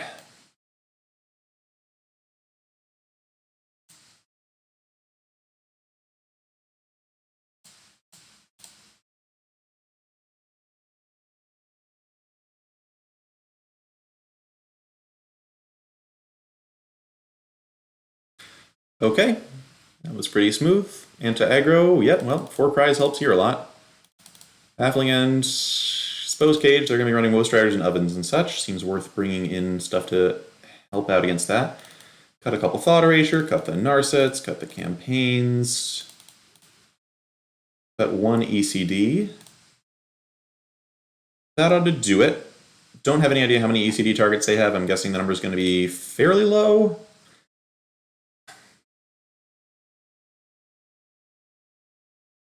Oh, Citadel too. That's a good point. We have, yeah, Citadel's. Yeah, that is one thing to watch out for. In game 1, I'm not as worried about Citadel because we have a bunch of discard to hit it, and also just cards like Disinformation Campaign mean the opponent has a much harder time generating mana for it. But Citadel might be a justification to keep the 3rd ECD. What's our worst matchup with this deck, Void Rose? Tough question. I think the thing that scares me the most is probably like the little mono blue Curious Obsession decks, because we are a pretty slow deck in terms of interaction. That's what scares me most. I don't actually know what the worst matchup is. If Temur Clover were a popular deck in Historic, I imagine we would struggle with Temur Clover, given our current sideboard. Alright, so Dreadhorde Butcher, we don't have any 2-mana removal for it, so it's going to get in some good hits, for sure. But Double Oath should keep us at a reasonably healthy life total, hopefully. Kethis? Yeah, I haven't played against Kethis with this deck yet, which is weird. It's like not an uncommon deck. We have a lot of removal, but only having 2 Cage plus some random counters in the sideboard for Kethis feels kind of bad. So that might be a bad matchup. Yeah, I'll Omen here because they could easily just take it. Make sure to hide anything really good on top of our deck. Do I keep this Yorion? So how likely is it that they're going to discard an Oath versus a Yorion? I can imagine them discarding my Yorion, just hoping that they take it away from me. I versus if I draw the Yorion, they're definitely not going to take... You know what? I don't need the land. I'm just going to draw the Yorion, whatever. We have 2 doubles here. They can discard whatever they want. Presumably now it's going to be Oath.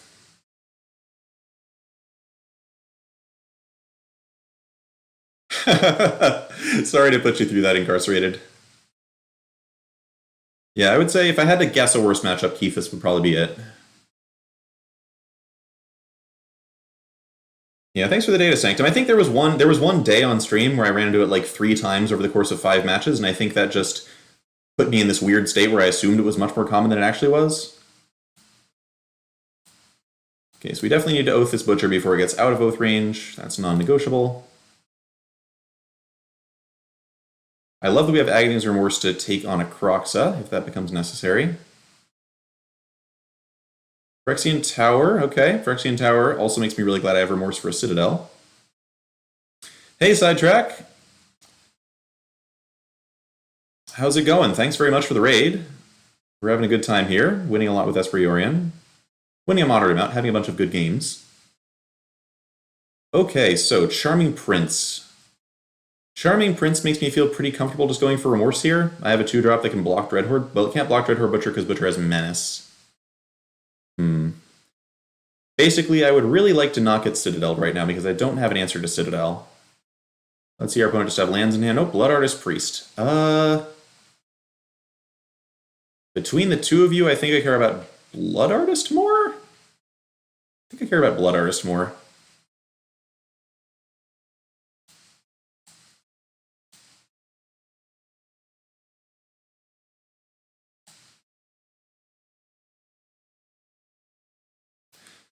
When you say black-white hate, do you mean hate for goblins, or just like it's generally kind of hateful?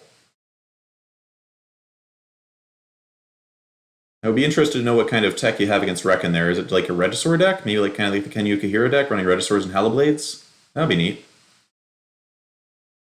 Alright, so if the opponent has exactly claimed the Firstborn and it's still in their deck post-board, claim the Firstborn to get us. Philly McCrotch, just Google MTG Arena. It's probably the first link you're gonna find. Alright, so Yorion coming down should clean things up pretty well here, I would expect. Worth noting that we go to 5, but then back to 8 after this stuff comes in. We are going to lose Prince, but we have another Prince to loop with, so it's fine.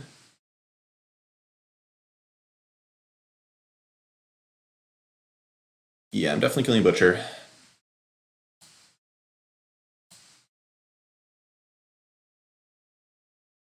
So we go to 11 off Oath, go to 8 off Butcher, go to 6 off Priest, they can attack me. They kill Prince, instead they can attack me, but that's not damage going at my life total, which is fine. This does let them kill Yorion after Yorion comes back into play if they save the Priest, which means they don't attack this turn, which is fine by me. And then we have a Yorion just in my command zone, or sorry, companion zone to play.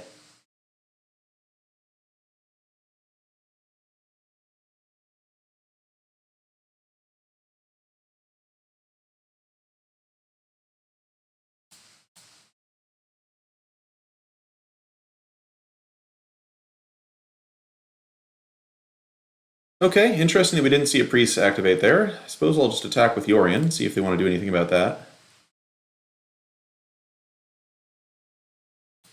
There's no rush for them. But they're going to have to just do it now or they're taking 4 damage for no reason.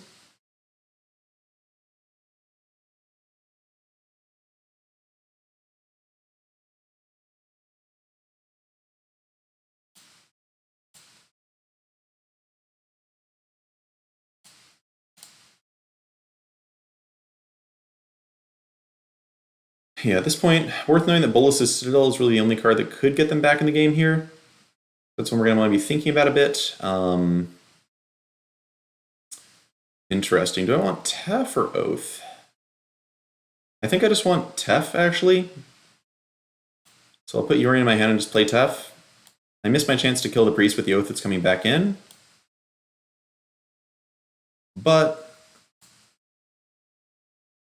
well, I guess I should think about Agony's Remorse as the thing. Okay, I will kill the Priest, but I am gonna... I'll plus Tef here, so we'll plus Tef, Oath comes back, kills the priest. We get to use Tef to do some card draw next turn. Opponent does a Phyrexian Tower to sack priest, so we're not going to gain life. That's fine.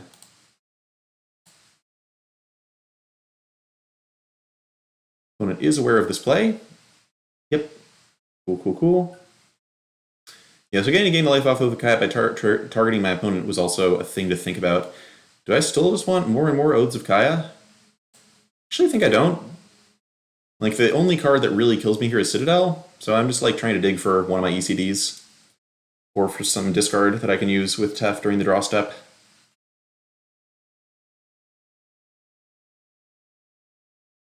It's nice that Tef can bounce Citadel as well.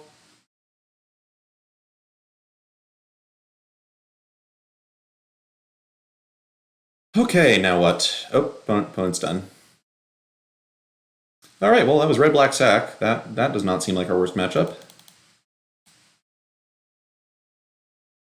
And I feel like it's a pretty good showing for Esper Yorion. We're already like kind of halfway through the expected stream time, so I might just go for some Temur Clover here instead. Yeah, let's load up some Temur Clover. And then maybe last, let's load up the historic version of the deck. Not make the same mistake as we did yesterday.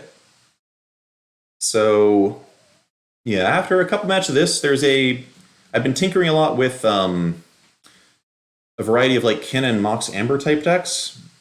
And I might try and like finish building one of those and play it for like one match on stream, but we'll see how much fun we're having with Temur.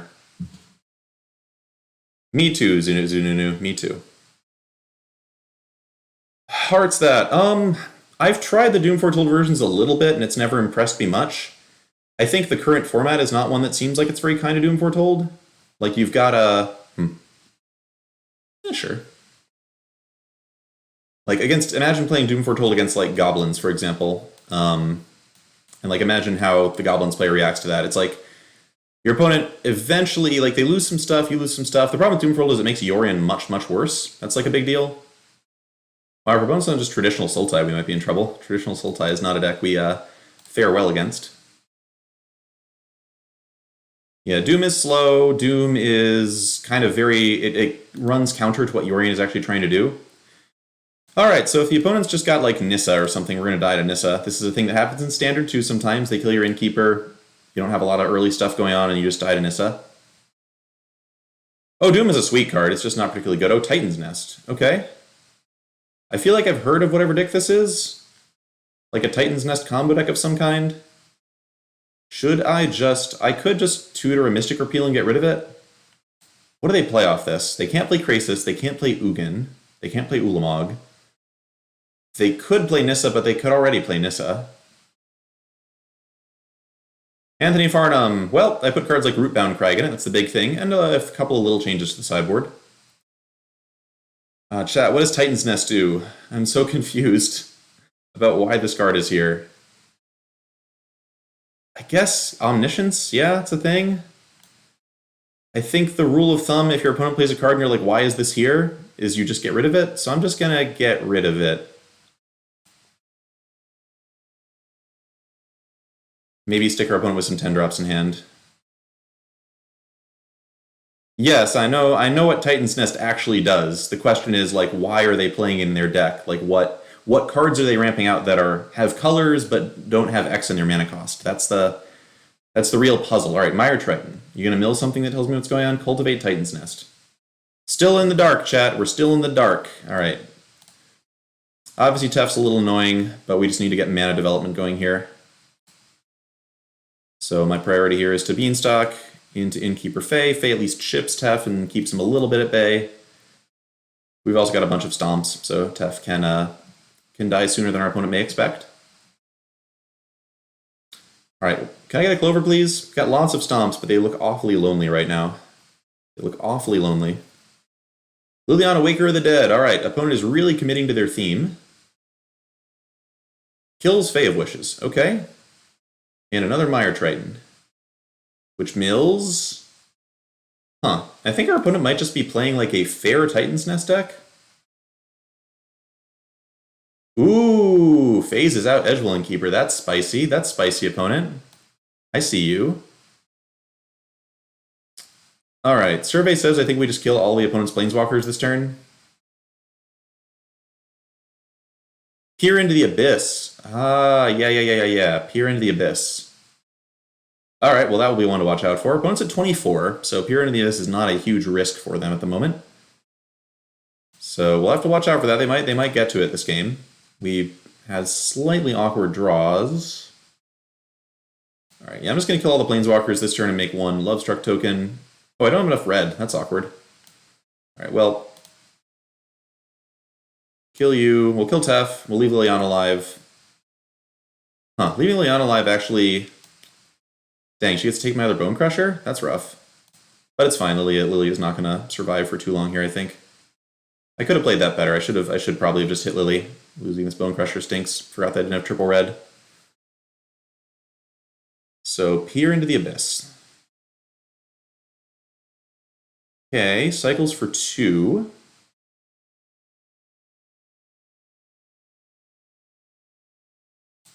Very interesting.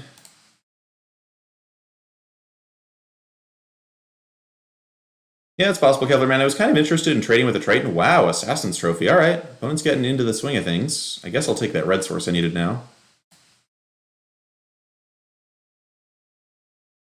There we go. There's the skipper. Okay, found plenty of stuff to do, so let's start doing some of it. But what? But what?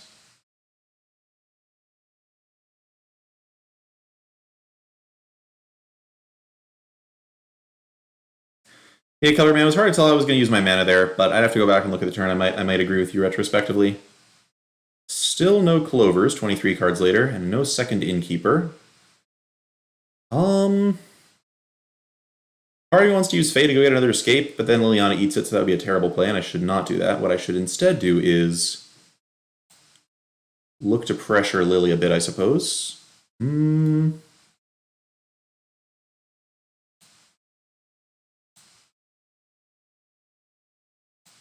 Play Bone Crusher Giant over Lovestruck here because maybe my opponent finds a way to kill the token.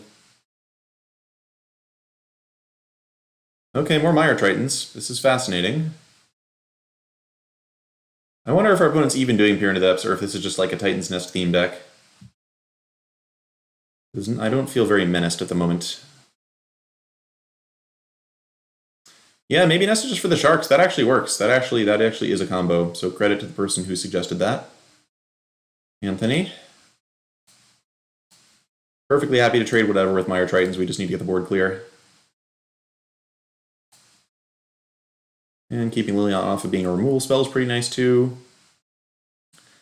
And from here, we're about to lose all the stuff in exile. So I think the play is Bouncy on Shark. Make a token. Grab Once and Future. Oof. Grab Once and Future, immediately tap out of the mana. I would have needed to cast Fae of Wishes. That's awkward. I could grab Domri's Ambush and just kill Liliana, I suppose. Could also grab Escape and maybe not care about Once and Future right now. I'll take Escape. Once and Future adds a bunch of extra costs. That was bad. I should have obviously left a blue untapped so I can play Fae of Wishes now. We keep the land in hand of discard, of course.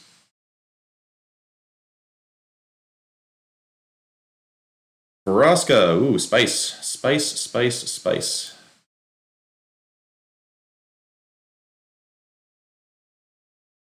But if Vraska's eating their lands, that just takes them further away from Peer into the Abyss, which is fine by me.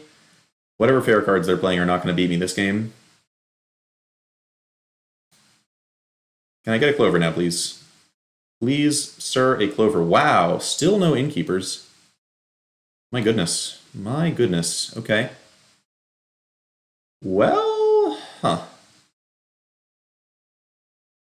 Liliana can chip at my hand all she wants.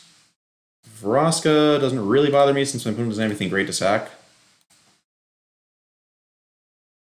Yep, I agree with you that it would be cool to play in a format where a deck like this were good. Don't know if we're going to get there anytime soon. I'm just going to bounce Vraska here. Play out a Lovestruck. Play out another blue source tapped. Keep this land in hand. Putting Vraska back in hand makes it a little harder for them to use Liliana for value, although if he's Drew a land, they can play that. And now Vraska can just get killed. I drew Cavalier of Thorns. Yeah, I just don't see them doing Peer into the Depths stuff here. I think they're just a normal Titan's Nest deck. Whatever normal Titan's Nest deck means. It's a little notable that Vraska gives them main deck Clover removal. Do I want Aether Gust in this matchup?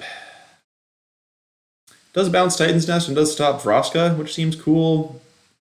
Also stops Cavalier of Thorns, which I guess is a thing. I assume they're playing Uro in there somewhere, and it would stop that too.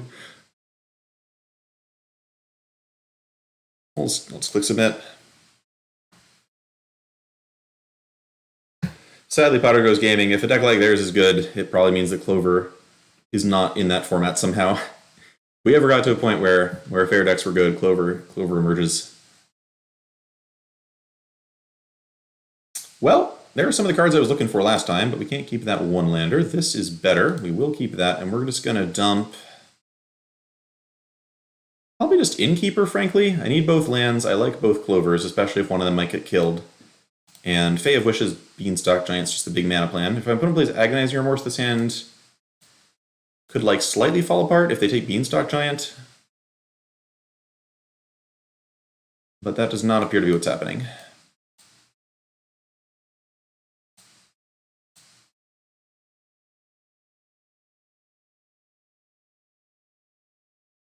So this obviously is the problem with doing like testing on ladder, because ladder isn't really testing, as Kanye Best always says, my teammate. We're just playing against kind of random decks. I have a feeling that we would be heavily favored in this matchup, even if we're playing Esper Yorion, so this doesn't really help me distinguish between playing Clover and playing Yorion for the open.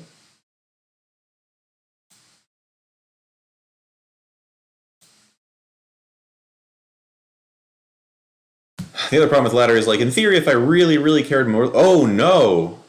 Oh, God, chat. Oh, God. All right. There's a card that doesn't exist in... There's a card that doesn't exist in Standard. They got us, but good. That was really sweet. Nice work. I mean, crap. Pick you. I don't think it's going to matter too much. We can Fae of Wishes for once in future to get those both back if we really want to, but gotta watch out for the Maelstrom Pulses. That's definitely not something we see in other formats.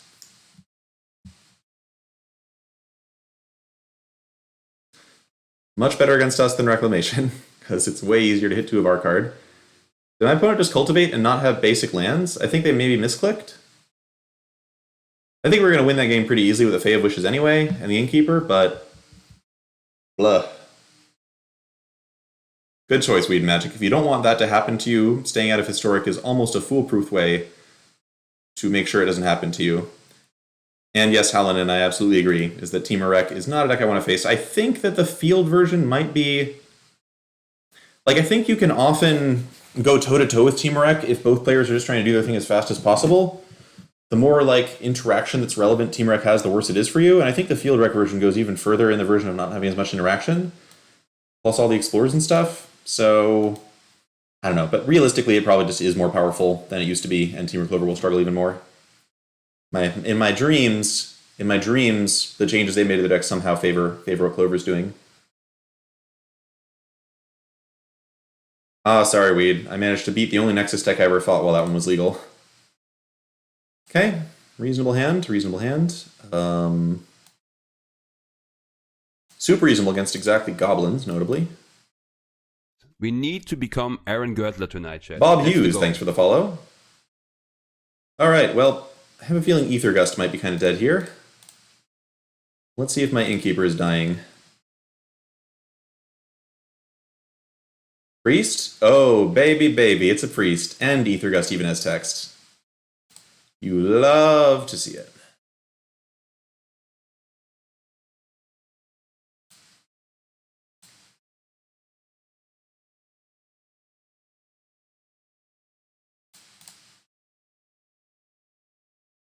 Now, this is a deck I actually am interested in the matchup against. The Rise of Reclamation may mean that Raxax sees a lot less play than it used to, but still interested. Opponent cleverly set up a 2-card combo and succeeded in killing my Edgewell Innkeeper. Well done. I actually probably shouldn't block there, because if they have a cat, I'm giving them extra cat trigger, and the 1 damage doesn't really matter if they don't have the cat. Tough call, tough call. Literally, they're only on 2 lands.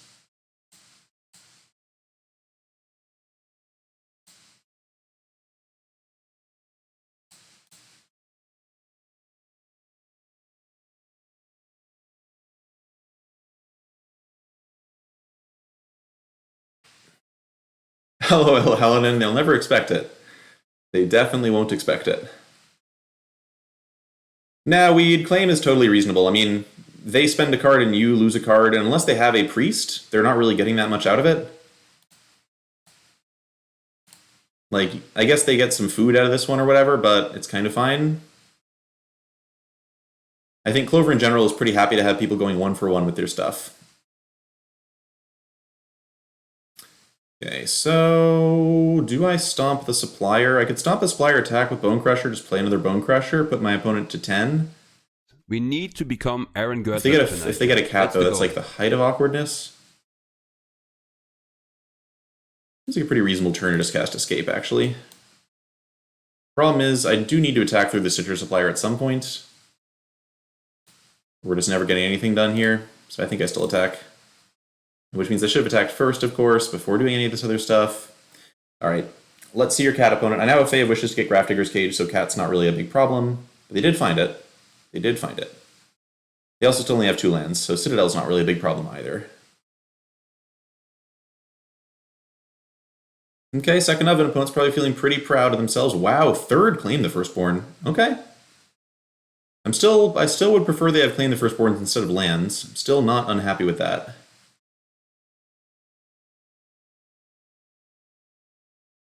But nicely done. Malay Rodriguez, thanks for the follow.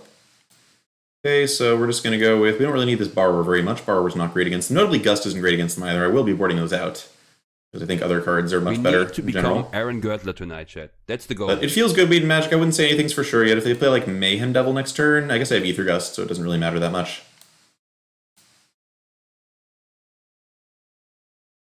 You're going to go to 8.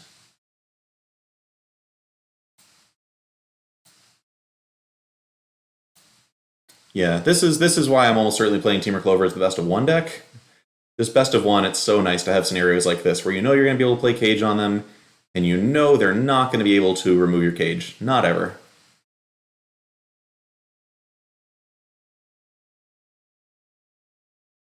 Yeah, sorry if I butchered your name. I'm sort of in the state where I'm like so focused on this game that I don't even know what's coming out of my mouth.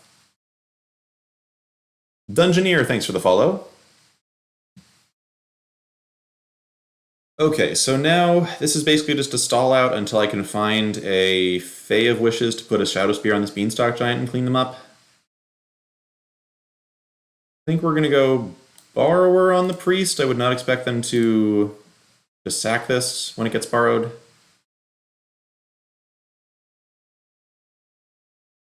If they do, that's fine. We need to become Aaron Gertler tonight, chat. That's the goal. Alright, they let it go away. Sure. So yeah, I'm pretty sure they don't have like actual like threaten or active aggression or whatever that card is called now. So I'm just going to play Beanstalk. It blocks forever. They can't get rid of it. And we've got actual removal for the Priest. I guess if they have the 4th claim, they could haste their Priest and kill Beanstalk that way. But it would have to be the 4th claim. Notably, Mayhem Devil would be a problem for us. We're going to want to be covering that possibility with Ether Gust pretty much for the rest of the game.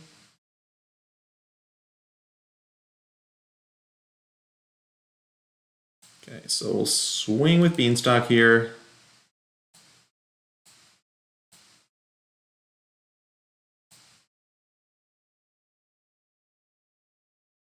Yep, so Dog, it does show the power of claim, but if they hadn't had all those claims, they would have had other... They might have had lands. I'm kidding, they would have had other spells. That just what didn't seem that impactful here. So I can go Fae, I can go Lovestruck. I want to hold up Stomp and Ether Gust here, so I think I just go Lovestruck and Token.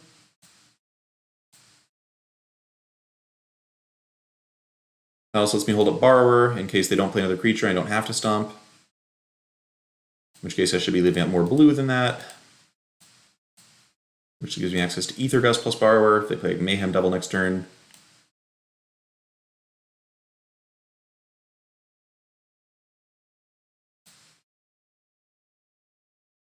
No clovers necessary. Doing just fine without them.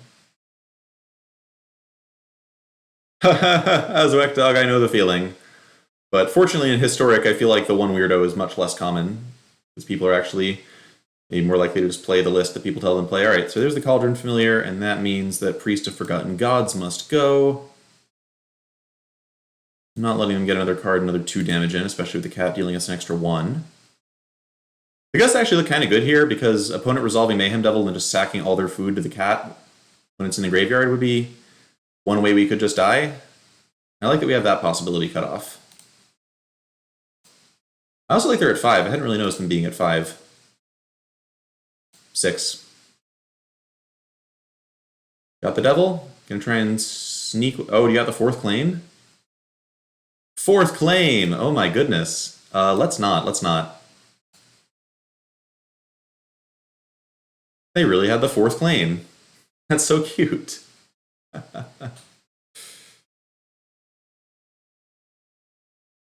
No, Twitch Warriors getting Thud. Getting Thud would not have won. Oh, wait. Oh, would it have won? Did I have a Fave Wishes in play? I had 9 lands. Oh, no, you may be right, Twitch Warriors. I'll have to go back and look, but thanks. Yeah, I might have just actually won by getting Thud that turn instead of doing all that other stuff. I forget that Thud is in the deck, and I do mental math where I'm like, if you have a Fae of Wishes in exile, it costs 10 mana to cast Fling. But in fact, it costs 9 mana to cast Fling, and this is one of the differences, critical differences, between Temur Clover and Standard and Historic. They're obviously completely different decks. Good night, Blind Guardian. Okay, so Aether Gust does not impress me that much, actually. Just give me a Domer's Ambush and a main deck Crypt, maybe? Crypt, maybe 1 Gust. Maybe 1 Gust, 1 Gust, 1 Gust. Hard to hold up, it does distract a Mayhem Devil briefly. Storm's Wrath's also okay. Return to Nature? Huh. Yeah, maybe it's Return to Nature. It, like, kills an oven randomly. Like, if I'm wishing for things, I'm always gonna be wishing for Grafdigger's Cage. But having a card that just, like, randomly kills an oven actually seems kind of cool. Let's just do that.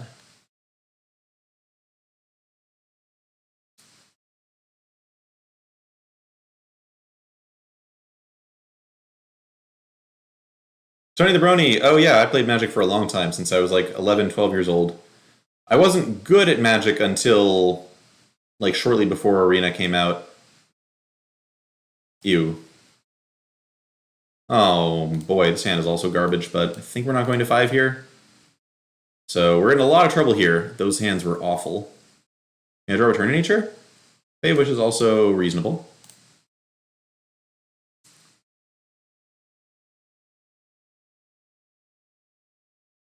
Okay, well, at least our hand didn't have any good cards to discard. I wanted to keep that Fey of Wishes, though. Ooh, alright. Now we're talking, now we're cooking. We're talking and cooking. We're doing both of those things.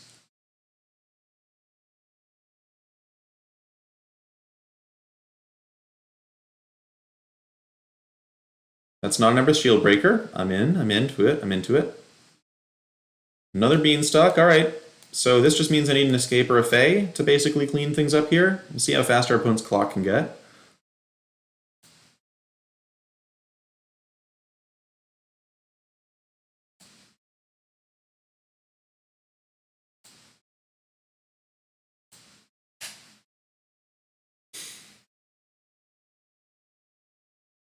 Worth noting that Brazen Bar was actually kind of cool against Citadel.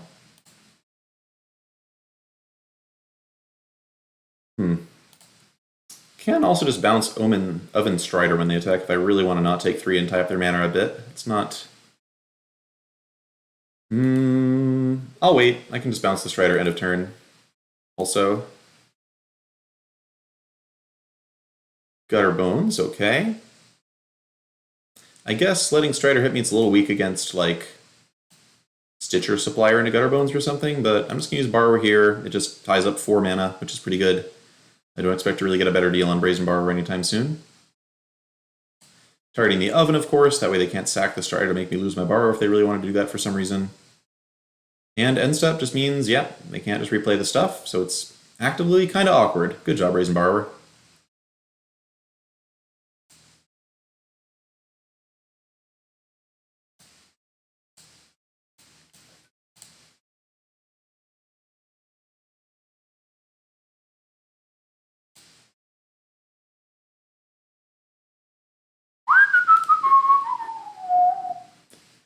Well, betting at least one of the cards in my opponent's hand right now is Claim the Firstborn. And that may mean I'm just not playing Borrower at all. Another reason not to play Borrower is it lets me cantrip with Edgewell Innkeeper later. But I don't expect that like Borrower damage is going to be a substantial factor in who wins or loses this game.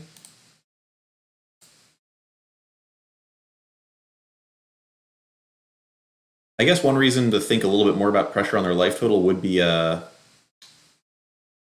Mayhem Devil, huh? Okay, so that makes Borrower much less useful. So yeah, I'm definitely not casting Borrower yet. It just kind of dies for free.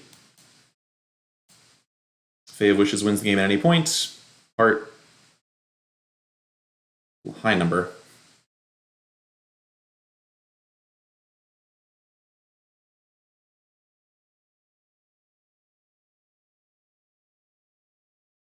Okay, they can't attack. I'm into it. I think we're not attacking ourselves yet. I guess Fae of Wishes now just directly kills them by getting Thud.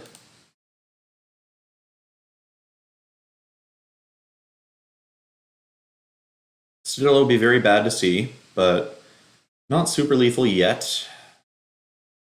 Okay, Village Rites. Interesting. Yep. Nice renewable resource for sacking there. Was it 4 in a row, Captain? I wasn't even paying attention because I had so much stuff to do, but yes, it was. It's been a lot of lands. Let's see if we get Citadel here. I mean, Citadel, they've already played a land this turn, so it's not the end of the world. But we'll see, we'll see. Weird that they used Tower there. I would definitely have expected them to use all their mana so they could sack for an extra Scry.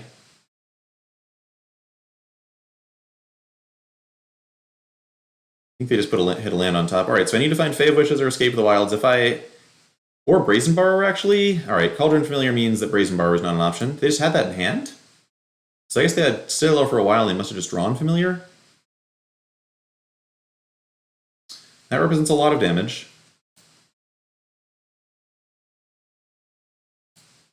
Let's see. Edgewell Innkeeper. Okay, so we held on to the Borrower very patiently, and that could pay off. So Innkeeper's going to die immediately as Mayhem Devil, but we do get to draw 1 card off of it.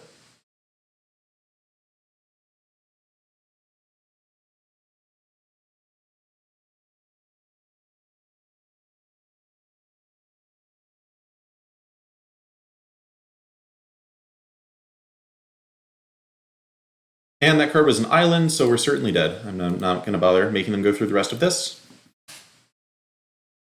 Alright, so hit some bad hands, had to mull, and then flooded and died. That's life. Return to Nature actually seems like something I probably want more in the sideboard for Citadel. Maybe.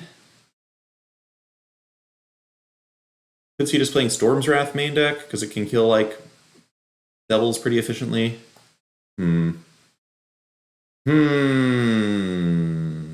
Could also go, like, Negate, which just stops late game Citadel. While also stopping a few other things randomly here and there. Yeah, maybe it's actually just a Negate. This deck's aggro plan is not that good, but the Citadel plan scares me a little bit. I'll put a Negate in, keep Return to Nature in the sideboard. And hopefully just get a reasonable hand that has, you know, more spells this time. This starting point, how do I feel about this? It's okay, it's not great. I think it's still a keep. We hold the ground really well, it's just a matter of finding something to turn off Citadel. Grafdigger's Cage actually does it just fine. I should be keeping Return to Nature in my deck because Grafdigger's Cage is also the card you get against Citadel. Obliged to hold this up to Stomp, I think. If they play a Priest, I'll just Stomp it. Even if they have Witches Oven, it's fine.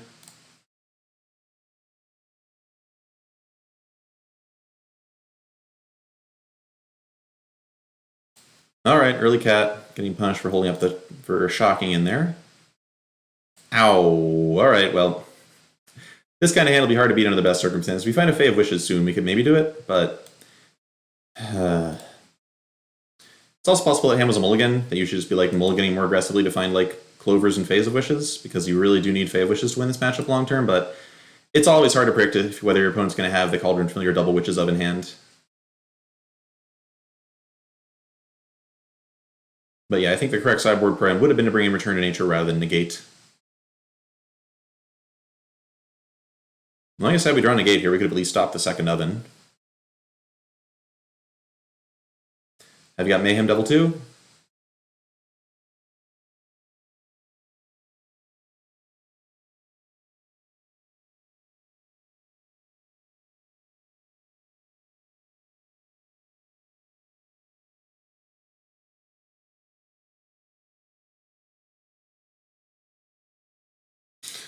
Ooh, fancy rampy stuff.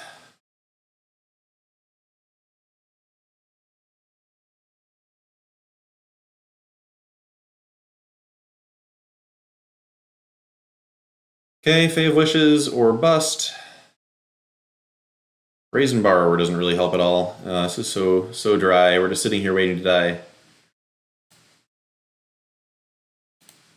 Not my favorite thing to do.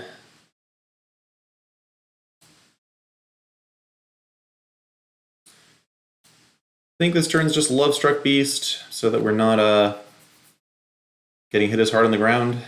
I really want to stomp the Strider. I'd rather save that for a Priest. If they have Claim, of course, we get punished for this, but I think we can't really be playing around much at this point.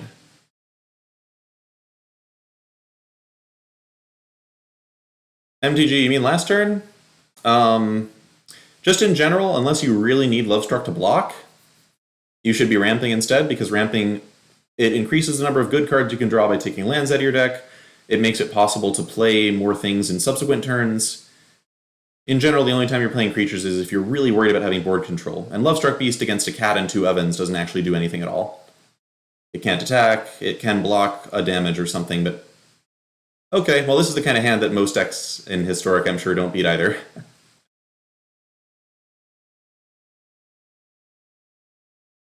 Still have 1 turn to draw Fae of Wishes before I scoop here.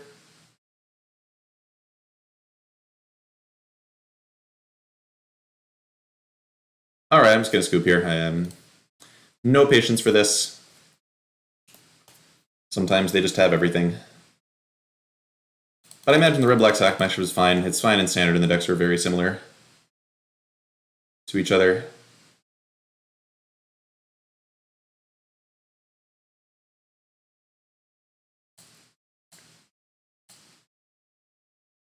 At least one more match of this, and maybe I'll toy with some Sultai Canaan stuff for a bit.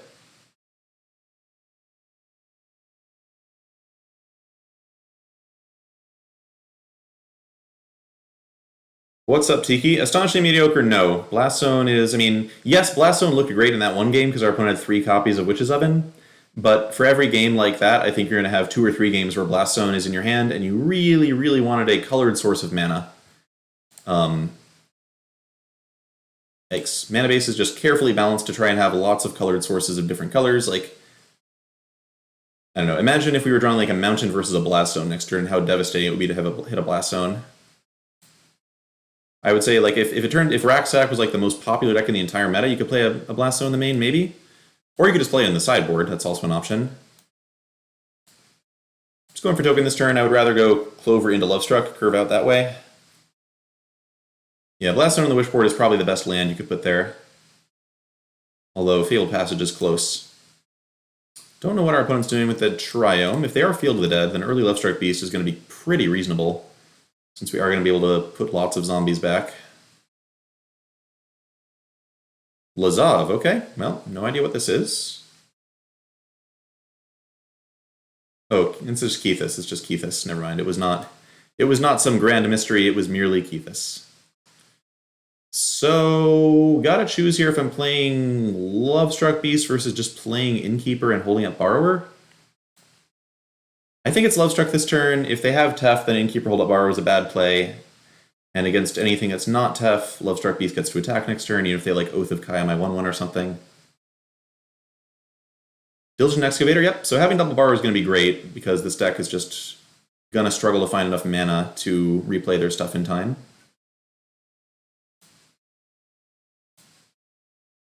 Yeah, also Blast Zone's like requirement is really rough. Would have been great in that one game to wipe out all the ovens, but just not a common enough occurrence. So if we get red mana, we should run away with the game. If we don't, things get tricky. Worth noting that we've got 4 Beanstalk Giant, which are also red sources. And yep, okay. Opponent's start was not great. They didn't have a Mox Amber, which is the card they're really looking for there, I think. But sometimes you just run people over with Lovestruck Beast. And yeah, this is like a thing you can try that I've never loved, but you can do it if you want to. Alright, so against Keith's combo, we are pretty well set up with Tormod's Crypt and Grafdigger's Cage in the sideboard. It means that, like, for 5 mana, your Fave Wishes can go get 2 different cards that screw them. Aether Gust is obviously not super impressive against the Teferi deck that doesn't run that many green cards. The question is what to do instead. Return to Nature can kill a Mox Amber. I think I'm down to just like cut some Aether Gust and put in more spells that kill things. So I like Domer's Ambush, maybe Return to Nature, maybe Aether Gust, maybe like... It's tough.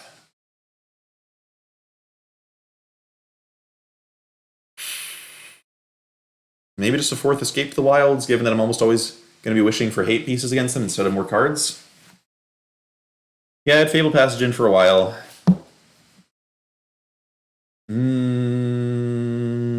Yeah, all these counters don't seem great. Gust can, like, shove a Keithis back for a while. Unsummon is, like... whatever. I don't like trading a whole card for that effect. I like having it's flexible out of the sideboard, but unless you're up against like a hyper aggressive deck or like a deck that's using a bunch of auras, I wouldn't board in on summon.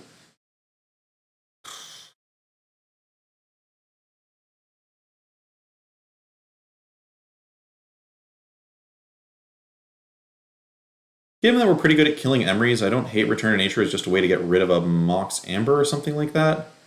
Aether Gust can bounce Keithis. Doesn't really hit anything else. I'll try Return to Nature. We'll see. We'll see how that works out. I might end up just wanting the 4th Escape to the Wilds instead. I do think that my assumption is that Clover should have a pretty good Keithis matchup. They're a combo deck, but a combo deck that relies on having stuff on board. And Temur Clover is very good at interacting with the board as well as disrupting graveyards. We are not good with hands like that. This is fine. Even though Fae of Wishes is a really important card in the matchup, I think I'm just going to put it back here. I think it's more important that I actually be able to cast my spells. And I'm assuming that these Bone Crusher Giants will do a pretty good job of finding targets.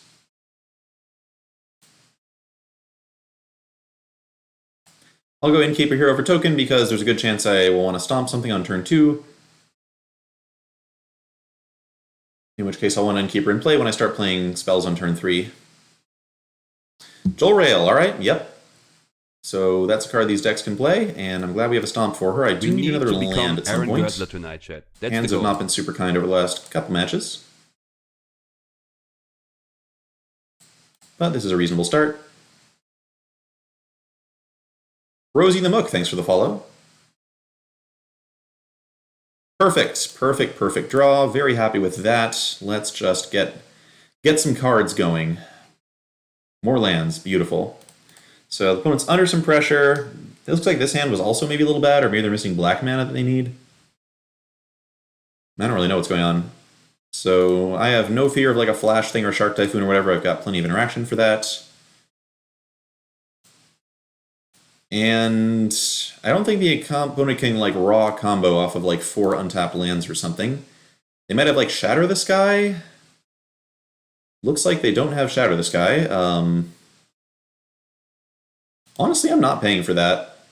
I don't really need the 1/1 that much. I'd rather just hold up interaction or be able to cast a Borrower end of turn, which puts a much better clock on them. Alright, looks like their draws were worse than ours. But still think that was probably Keithis, so they're down. And yeah, Zwek Dog, if they had anything to bring in from the sideboard, I would probably have done that. But who knows what their sideboard looked like. I could imagine a scenario where Rail is like one of the best 60 cards out of your 75. Was pretty easy. Clover can do that sometimes.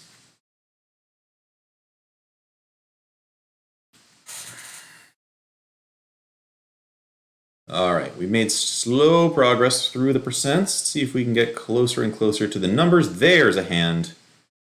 Now that is a hand of magic cards. What's up? Mono... Oh, vampires. Okay, vampires. Let's dance the blood dance, or whatever you might call it. You want to play a Legion Lieutenant? They're probably going to play an Adanto Vanguard, which will be a little more... Nope. Oh, is it mono black, maybe? Could just be mono black with Vicious Conquistador. Okay, double 11 Legion. Well, let me tell you about where you can put your Knights of the Eben Legion, my friend. Do I wait? Do I wait? Is there anything that punishes me for waiting? I don't think so, given that these are growing out of Bone Crusher range. I'm just going to kill them now. I don't know what weird tricks our opponents can be playing. Village Rites being the thing I'm mostly thinking about here, as far as, like, let's not give them free sack fodder if they're playing that card. Weed Magic, I'll definitely play in the Arena Open next weekend. I'm going to be streaming that like I did the last one.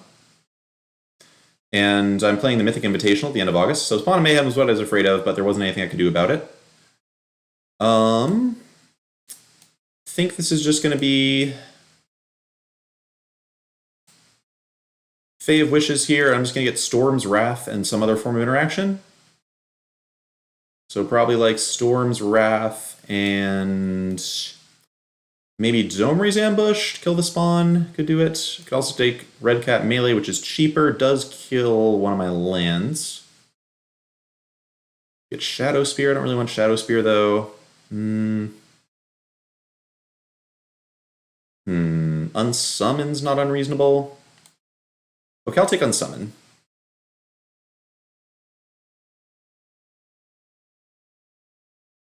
Yeah, Weed. Well, it'll be on the stream. And I hope to see you there, too. Okay, Rotting Regisaur. So, glad I got Unsummon. Because that is a card I cannot Storm's Wrath, but I can do this. And hold up a little smidge of interaction for the Regisaur, and definitely going to wait until their upkeep when they discard a card to this. And then bounce it, again, just like making it less likely that they draw Village Rites to sack it or something in case they wanted to do that. And then if they spend their whole turn playing Regisaur next turn, I can set multiple blockers up in front of it and follow that with Escape to the Wilds. Or we could just play Escape to the Wilds because we have a guaranteed Brazen Borrower. Beautiful. That is a lot of... Alright, we got plenty of mana. I'm actually just going to play this Hinterland Harbor. I'd rather not shock in if I could avoid it. Given that puts me exactly at the life total of a Rotting Regisaur. I don't think a Regisaur is going to hit me for the rest of the game, but it's a consideration, and just not taking 2 damage is fine. We got plenty of mana. We just need spells. I guess one thing about playing the Breeding Pool is it makes it easy to get Fae of Wishes back later, so close call, I would say. Close call. I could also play Fae of Wishes there because it blocks Regisaur for a turn, maybe, unless they have removal.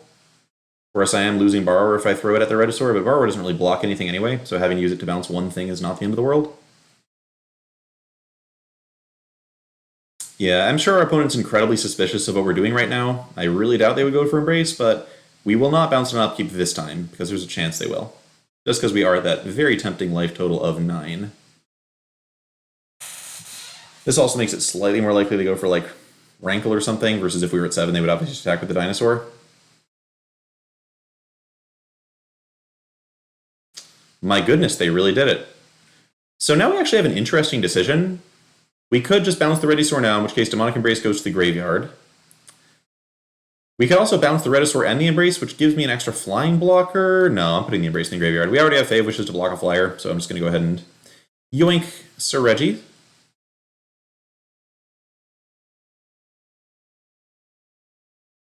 Rotting Regisaur has been scary against us at certain times in the past when you could, like, put an Embercleave on it. It's not very scary now.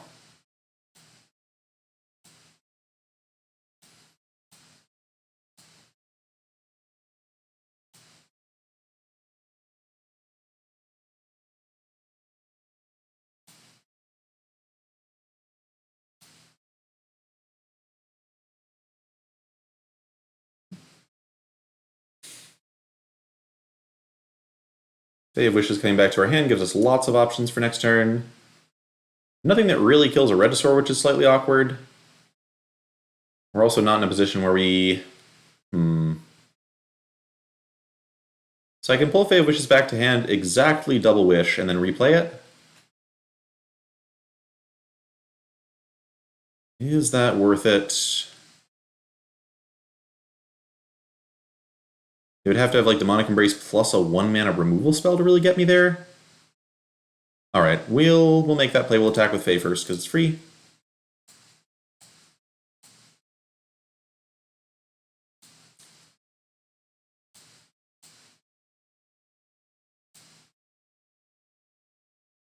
I guess to be really conservative, I could get Tormod's Crypt here and get the Embrace out of their graveyard, just to make it less likely that they have any kind of crazy sequence that kills me.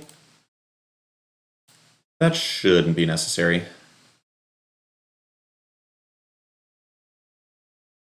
We could also get Negate, which stops Embrace, but doesn't stop Regisaur from just hitting me in the face.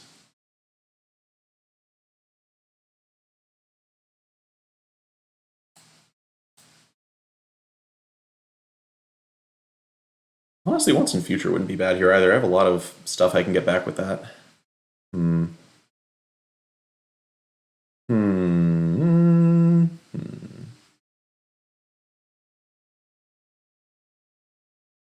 Cage would shut off Embraces forever, but not once from their hand.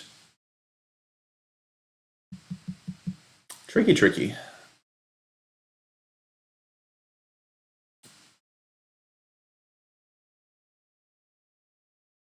Definitely props. It is a cool sounding name. It's cool, fun to say. All right, I'll just take Once in Future here. We've got Embrace covered. We should have, even if they have like 2 removal spells in a land, they can still only put me to 2. And we shouldn't really be taking damage after that.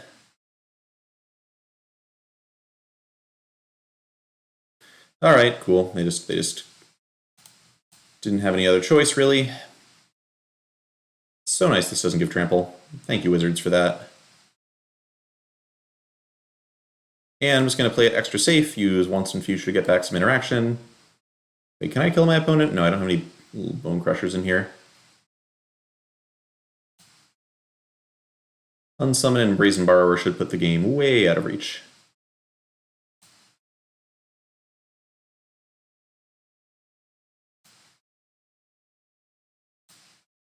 Oh, alright, well that time I was wrong. I should have waited for them to discard another card. At this point I'm being kind of lazy because it doesn't really matter what they do. So, but definitely should have waited on the unsummon. There was no reason not to. Feel free to punt it if you want to. Any mistake that gives the opponent an extra card is a big mistake, even if in this case it's not a consequential mistake.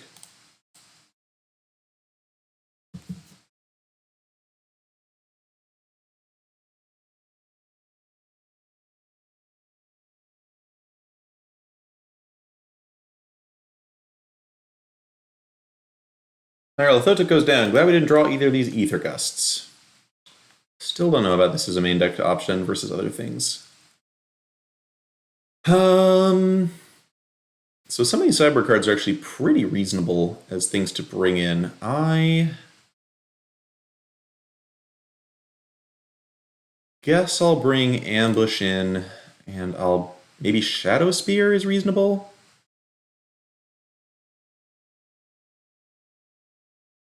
I could also see Storm's Wrath main deck, because the play of like just go grab Storm's Wrath may not be too common in other games.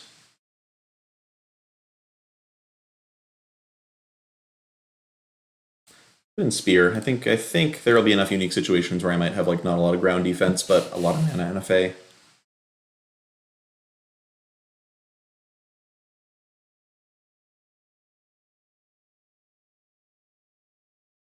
Sure. Has yep. No problem with the sand even with that red mana. We've got plenty of time to draw it. Gifted Etherboard. Slightly surprised our opponent kept that one in against us. Seems like kind of slow, but again, they just might not have that much to board in. Fortunately, they didn't discard the Clover, which means it's here to stay. If they have the Embrace for the Regisaur, then it's a little scary.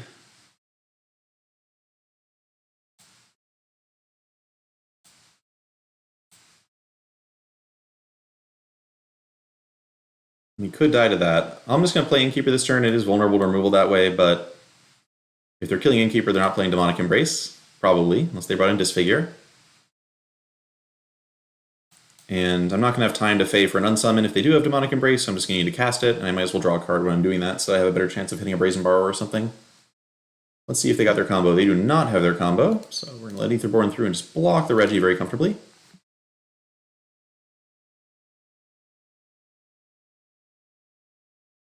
Second Reggie, alright, 2 Reggies, still not that bothersome. In fact, this means they have to top deck any Embraces they get, which is cool.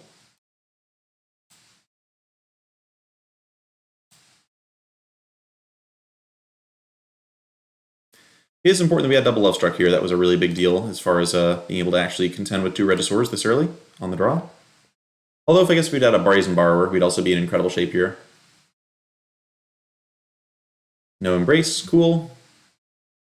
So I'm going to eat Knight of the Ebon Legion double chump block. They obviously get to pump the Knight and trade with Lovestruck Beast, but that's better than Knight getting too big to trade with Lovestruck Beast, and it means they don't draw a card off Castle Lochthwain, which is big.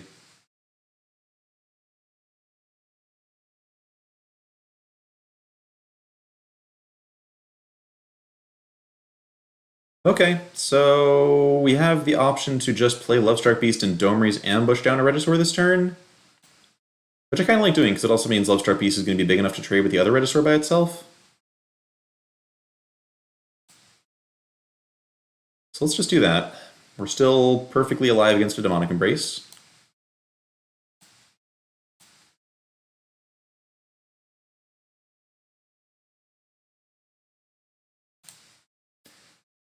Hard to see any scenario where I block with Innkeeper, so we'll attack.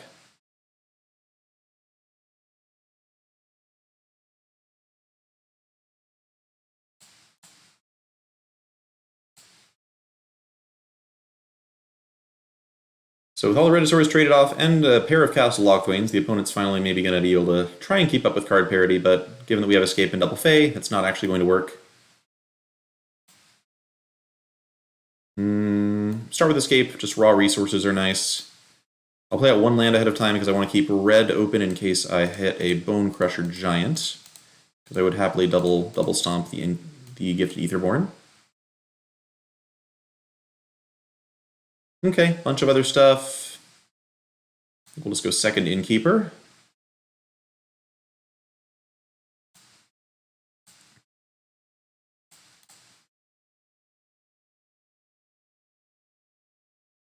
Gotta watch out for potential Rankle. The only real haste threat I could think of them having. Woof. Okay, that was a good turn to concede on, I think.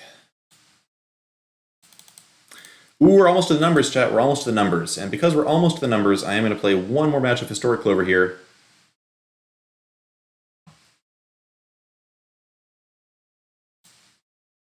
Before doing any kind of brewing or anything. I can almost see it incarcerated. I think if you're the mono black deck, you might be working under the assumption that you're pretty much never beating a Clover if it comes down. Ergo, you bring in the card that can take a Clover. I think it's not the worst idea. It depends what they boarded out against it. Shoutiest, thanks for the follow.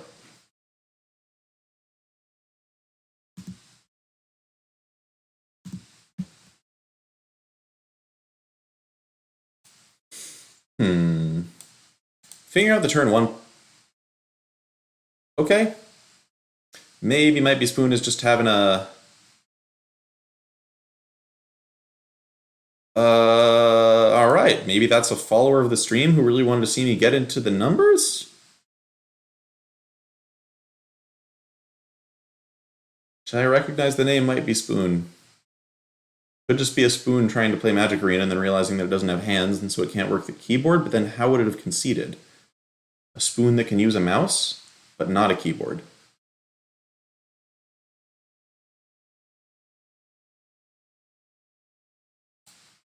Guess I'll still play one more match. Was kind of into trying to play a match.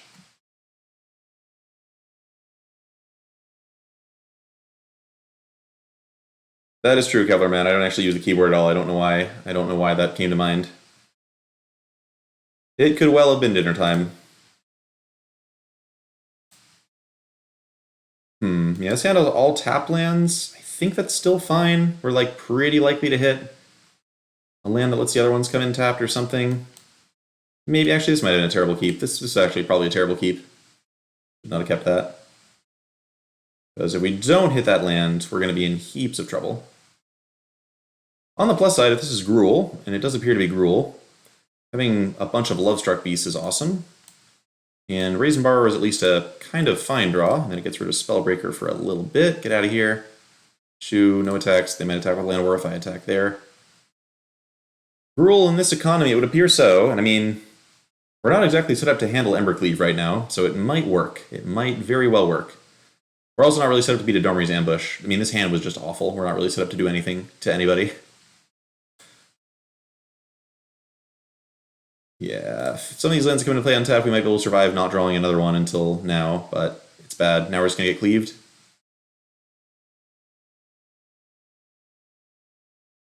I think I'm on no blocks.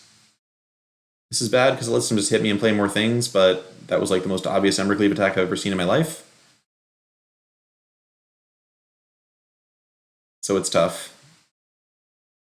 Good Gruul hand too. Yeah, I mean, I guess I might as well play the other Lovestruck Beast and actually make them have the Embercleave before I scoop, but if they have it, we're dead. We're super duper dead to them having it.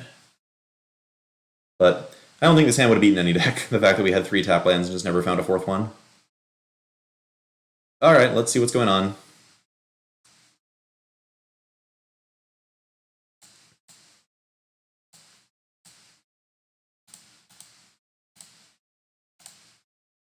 They hit and escape the wilds, which is also very iffy for me.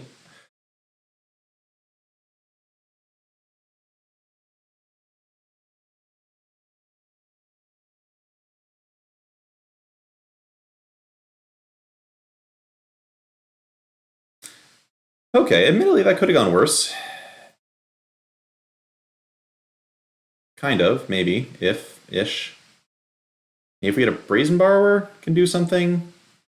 We got a 5/5 double striker, and yeah, I just can't beat the 5/5 double striker here, so... Right, I can block it with Fey Wishes and go to 1, I suppose?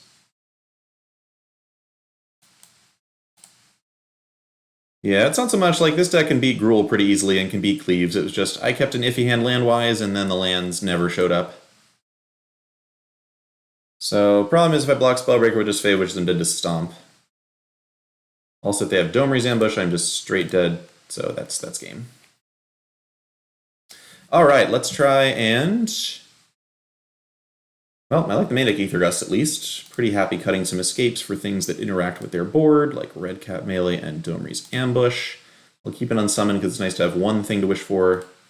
And do I want a Storm's Wrath?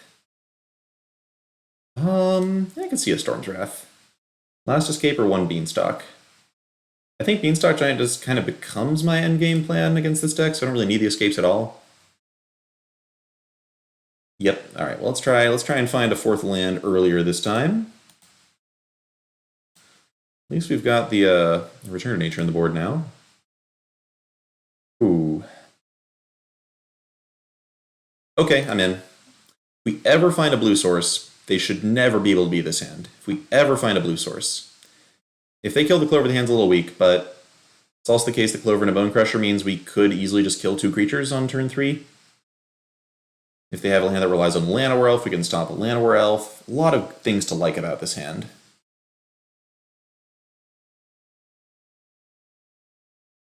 Could get super punished for it, though.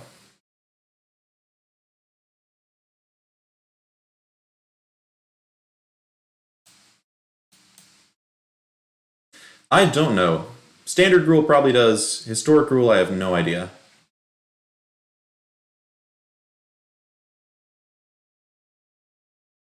Okay, did not get punished. Everything is awesome forever. Hooray. Huh. Yeah, I think I'm paying that. If the opponent's gonna... I assume that the opponent's just gonna stomp me end of turn. I'm definitely not playing Innkeeper right now. I would rather not get stomped. Yeah, that's not surprising.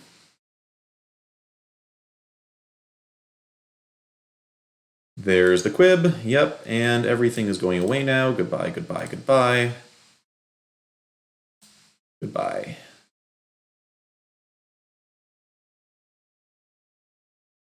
And look at that, a Lovestruck Beast. Do I just play that? No, I'm just going to make tokens. for now. If they play just Questing Beast next turn, I can just double stomp it. If they try to develop their board more, I can double bounce them again. Do need to find that 4th land again. We got time. There's the Quib. If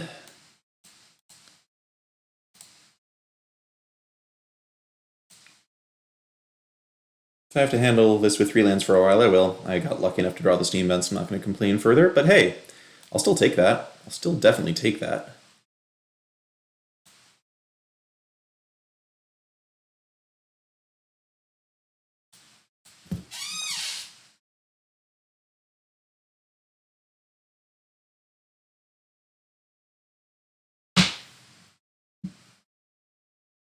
Ooh, Flame Spill. That's cute. That's a cute way to get rid of Innkeepers. I appreciate that. Oh, it is kind of behind on tempo now, though.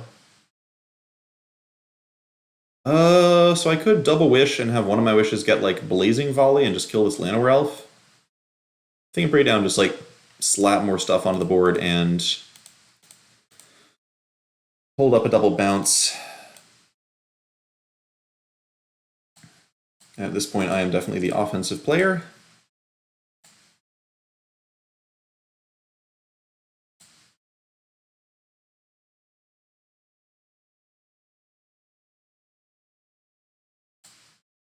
Cool.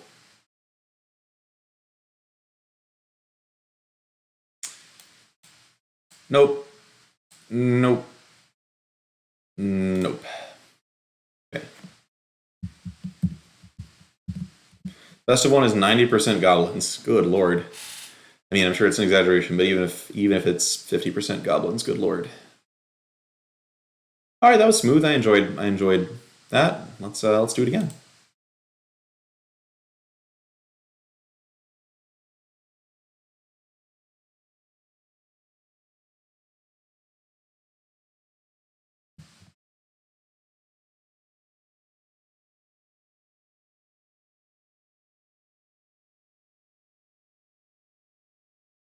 Yep. Oh, they're so good at having Llanowar Elves. Annoying, annoying.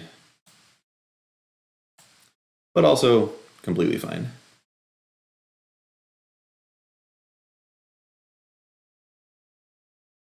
Spellbreaker should definitely have haste here. Okay, works for me. Ooh, Ether Gust.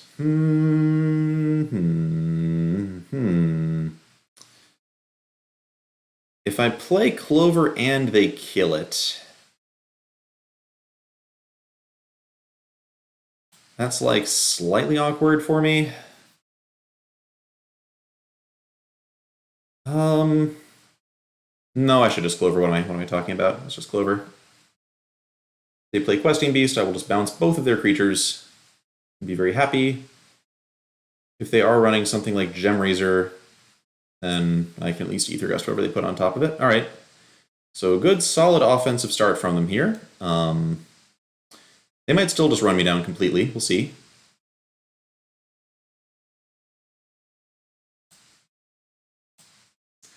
I'm going to borrow both of these, and if they want to stomp Innkeeper, it maybe makes their curve a little more awkward, even if they even have the stomp. They really use a Lovestruck Beast here.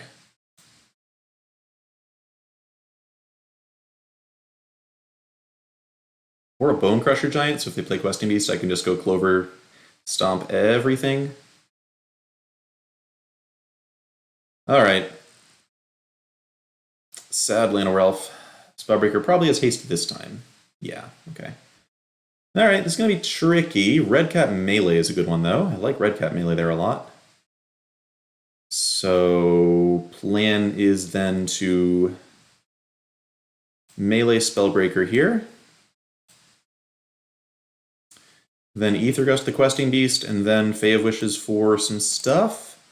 I guess my Storm's Wrath being in the main deck is hurting me now, because I really wish I could Fae of Wishes for Storm's Wrath in this position.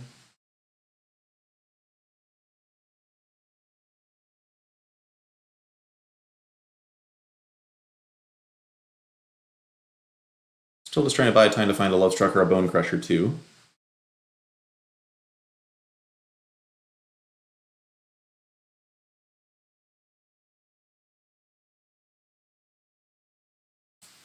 Huh. Alright. And Bone Crusher. Okay, opponent was probably suspicious of double stomp there, which makes a lot of sense. Gonna Ether Gust the Bone Crusher on the stack. Stinks a little bit that they get the stomp back, but whatever.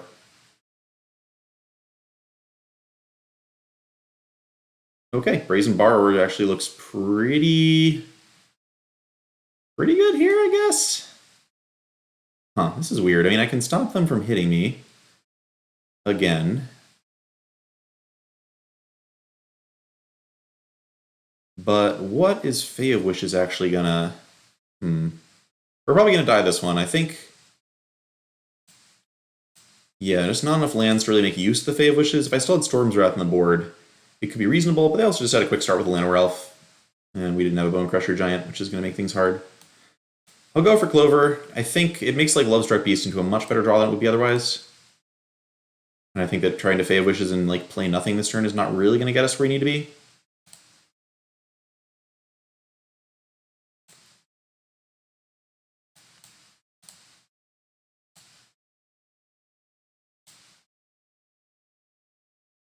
At least Veil of Summer isn't legal.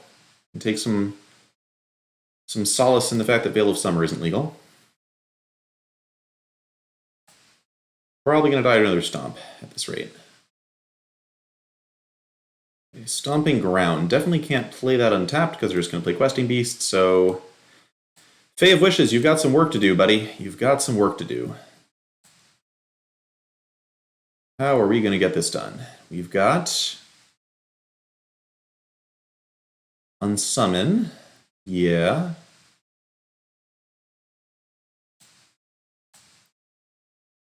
We've got Shadow Spear, and we've got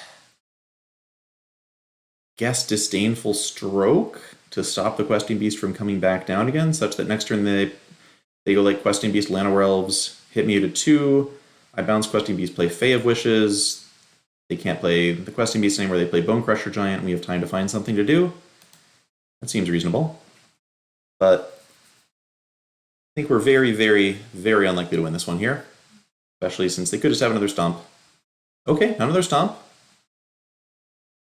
Maybe we're getting somewhere. So far, things are going according to plan. Here's a...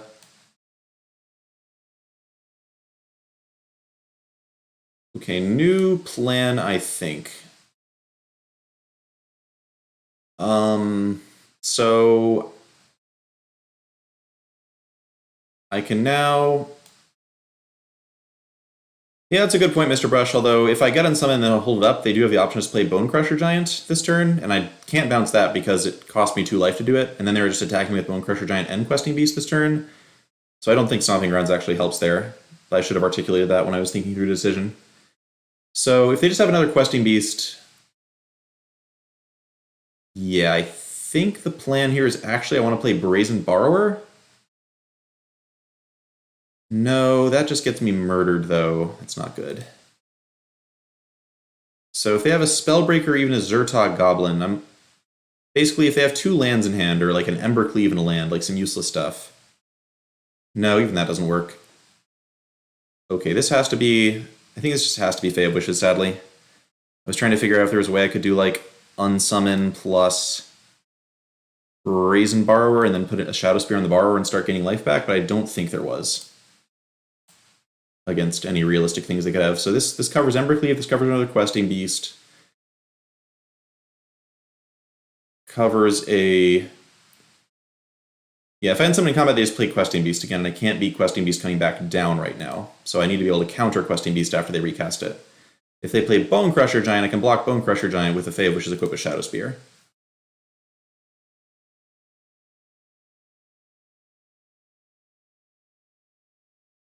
So that doesn't technically beat me. But the fact they're playing this out makes me think they just have Embercleave and I'm just going to die to Embercleave, but can't not counter it. Could just find Ether Gust on the top, that could do something for me, did not, so... Alright, gonna hope they have nothing, but I'm dead to anything, and certainly I would include Embercleave in that anything. I'm not gonna play the land, we might as well keep the opponent guessing a little bit.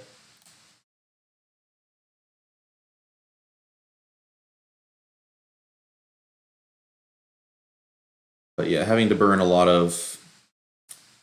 Yep, that kills us. Had to burn a lot of cards just to keep their stuff off the board and never found a... We needed like a Bone Crusher Giant or Lovestruck Beast that game. If we don't find a Bone Crusher Giant or a Lovestruck Beast, then Gruul is probably going to run us over because the rest of our cards are not impressive against them. And I see we still have time for one more match, so I think I'll play one, rather not leave it at that.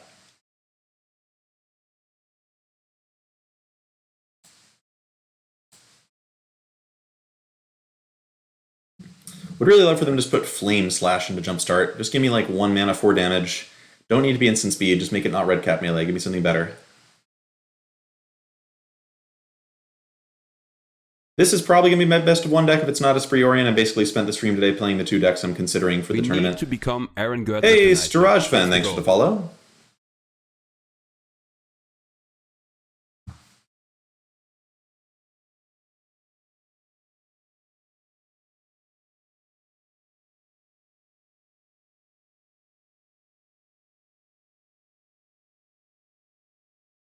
Yeah, it's funny, even back in Standard, I mean, the Historic Rule deck is now back to basically being a Standard deck with slightly better mana.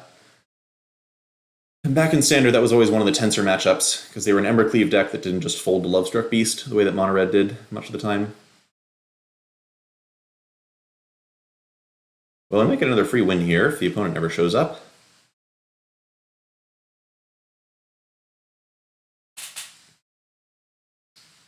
Anybody have a weird deck that they've really been enjoying in Historic as we wait? Want to talk about the thing that you think is... I'd recommend the thing that you think can win at least 50% of the games on ladder. I feel like that's what people would be most interested in, but past that, you know, up to you what level of quality you bar yourself at.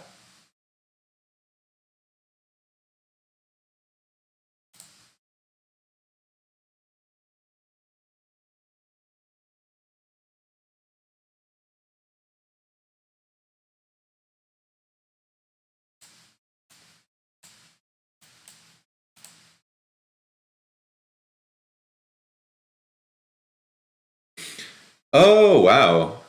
Can Sisay... Yeah, Sisay can just go tutor out Karn's Temporal Sundering, can't she? That's kind of absurd.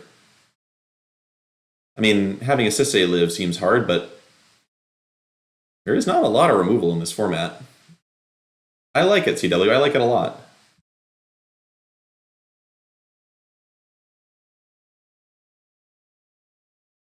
Okay, are we finally running into the Reclamation deck?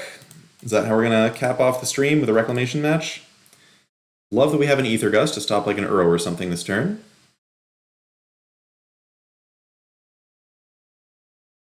Yep, just going to make sure we're spending our mana here.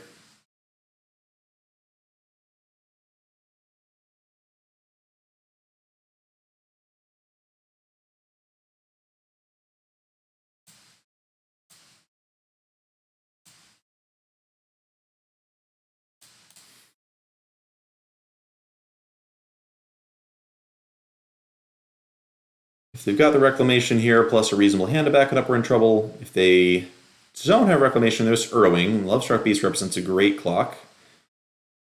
And we can add in Bone Crusher Giant next turn. Possibly. Depends what they have land-wise here. If they have double red, I may just try to dodge Magma Quake.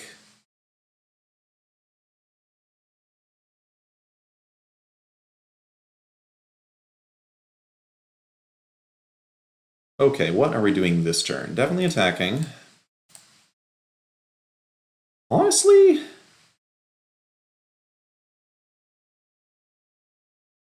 just gonna Fae of Wishes and go get a Mystic Repeal here.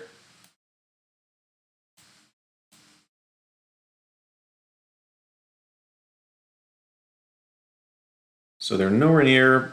Harry, what Jund are you talking about? That's 3 colors, but there are a lot of different cards you can play in those 3 colors. Aka David, the Simic Clover version of this deck.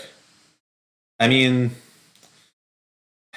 I thought it was less powerful because I think losing Bone Crusher Giant in Escape the Wilds is a really big deal, and I don't think Uro quite makes up for that loss. I also think this is a format that has gotten better than it ever was at stopping Uro because of Scavenging Ooze. And I think if you're warping your Clover deck to make it like extremely Uro-centric, you're probably just putting yourself in an awkward position. Would love to see an explosion for 2 on this 1/1 so I can just play Escape the Wilds and Mystic Repeal at the same time.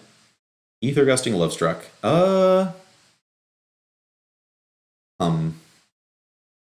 Maybe? If I put that on top, I can just recast it with a token and have Mystic Repeal. But I don't think my 1/1s are going to hold on for that long. I'm not going to put that on top. I think there's enough other stuff I'd rather find. And like spending my whole turn next turn playing out a Lovestruck Beast does not appeal to me very much. So I have a Bone Crusher Giant to stomp a shark, so I'll attack with the 1/1. In Standard Garimella? I wouldn't know about Standard. Historic? I mean, I guess you had Isamaru Hound of Conda, so you have a lot of 2-power 1-drops. Given that Mono White was built with the intent of beating Wilderness Reclamation, I can imagine you being able to kind of pull off the same thing. In the other format, what am I doing now? I think Beanstalk Giant.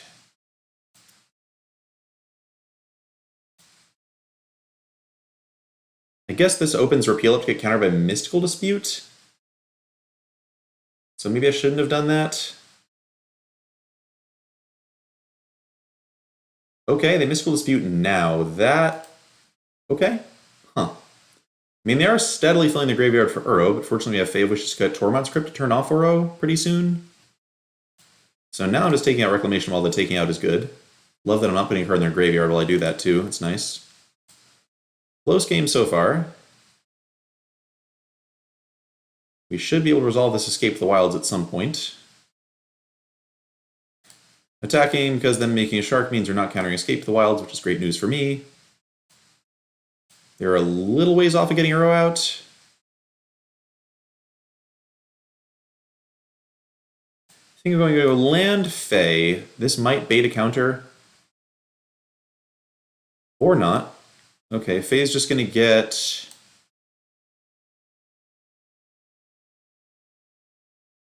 don't have to get Tormod's Crypt. I could just get, like, another Escape or a Negate or something. Honestly, if I just get Negate, I think I'm able to put enough cards in their graveyard for Uro's stuff? No, Uro's too good. Uro's too good. I can't let them have Uro. I'm taking Tormod's Crypt. Playing Tormod's Crypt. Playing Fae.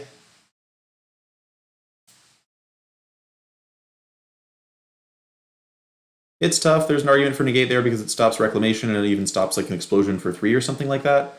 I think having Uro in play is better for them than having Explosion for 3. Alright, just a Storm's Wrath. I love that they felt compelled to pull that out. That's great.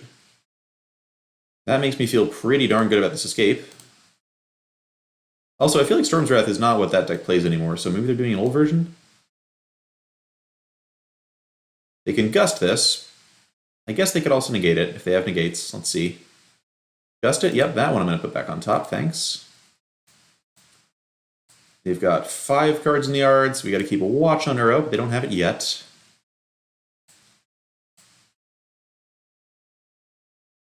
Is it what Reduke was playing in the Pro Tour or the MTGA Zone Open? Because if this is Reduke's Pro Tour deck, it's a standard deck, which seems problematic.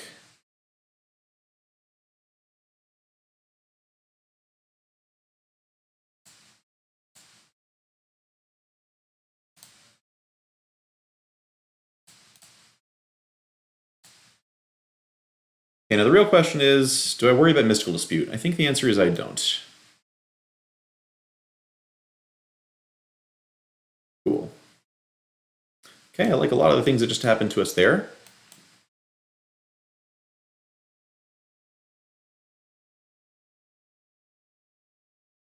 Oh, didn't realize we had the other land drop too. Yeah, let's go for another Clover. Why not?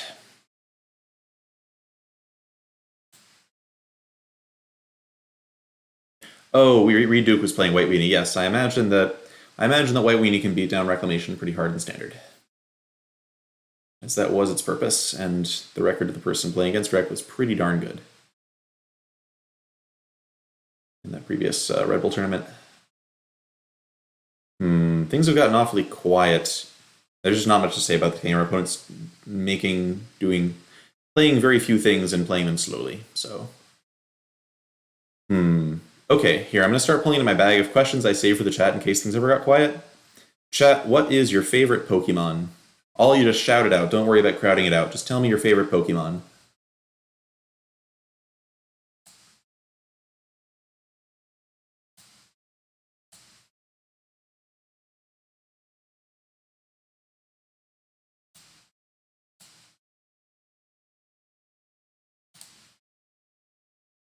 Bidoof. Cubone, love it, love it.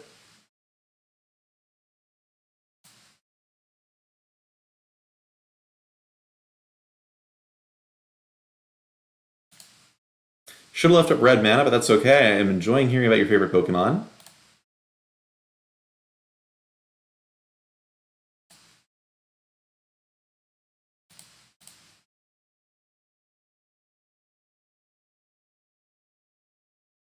Is this where our opponent bites the bullet and makes a shark and then gets stomped 12 times? Or 6 times? Gonna wait for them to tap out here. It'd be embarrassing to leave them at exactly... Alright, yep. Yep. In response, kill you.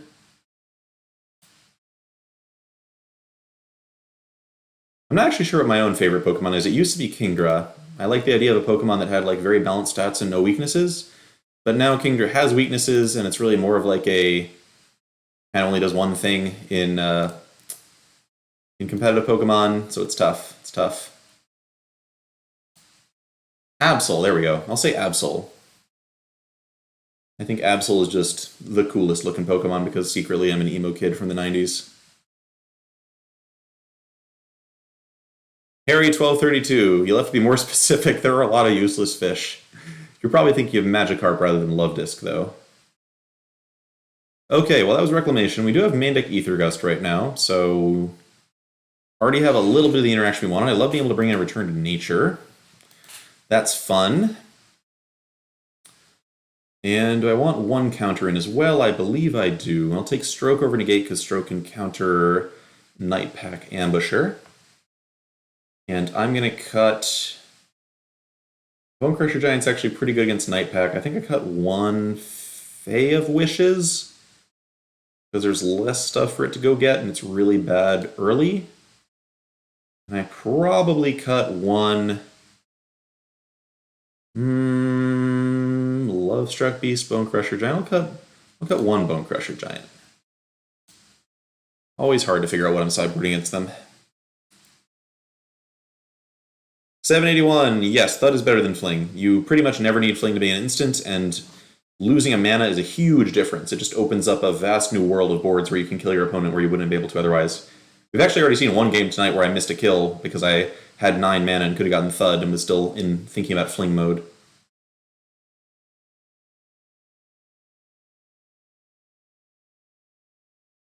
Yes, Dog. My favorite like category of Pokemon generally is when they take kind of crappy Pokemon and give them a new evolution, and now the new evolution is reasonable. Like, love me some Mamoswine, love me some Yanmega.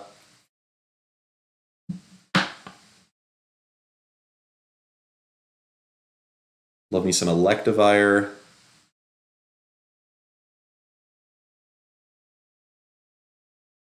Yeah, Alakazam, if you had asked Little Kid Aaron, Alakazam might have been his favorite too. Alright, I'm in for this. This hand is really weak to exactly Flame Sweep, but draws a lot of cards, which is good. And easily beats through kind of a Night Pack Ambusher focused hand. Ooh, love the backup token here. We need to become Aaron Good. So the plan for next turn is going to be Innkeeper plus one more token. I don't want to lose both my Innkeepers to a Flame Sweep.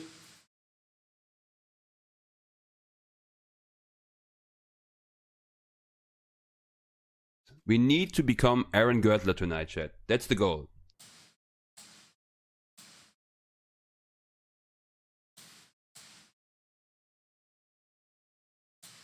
But because I have the second Innkeeper's backup, losing this board to a Flame Sweep isn't too important.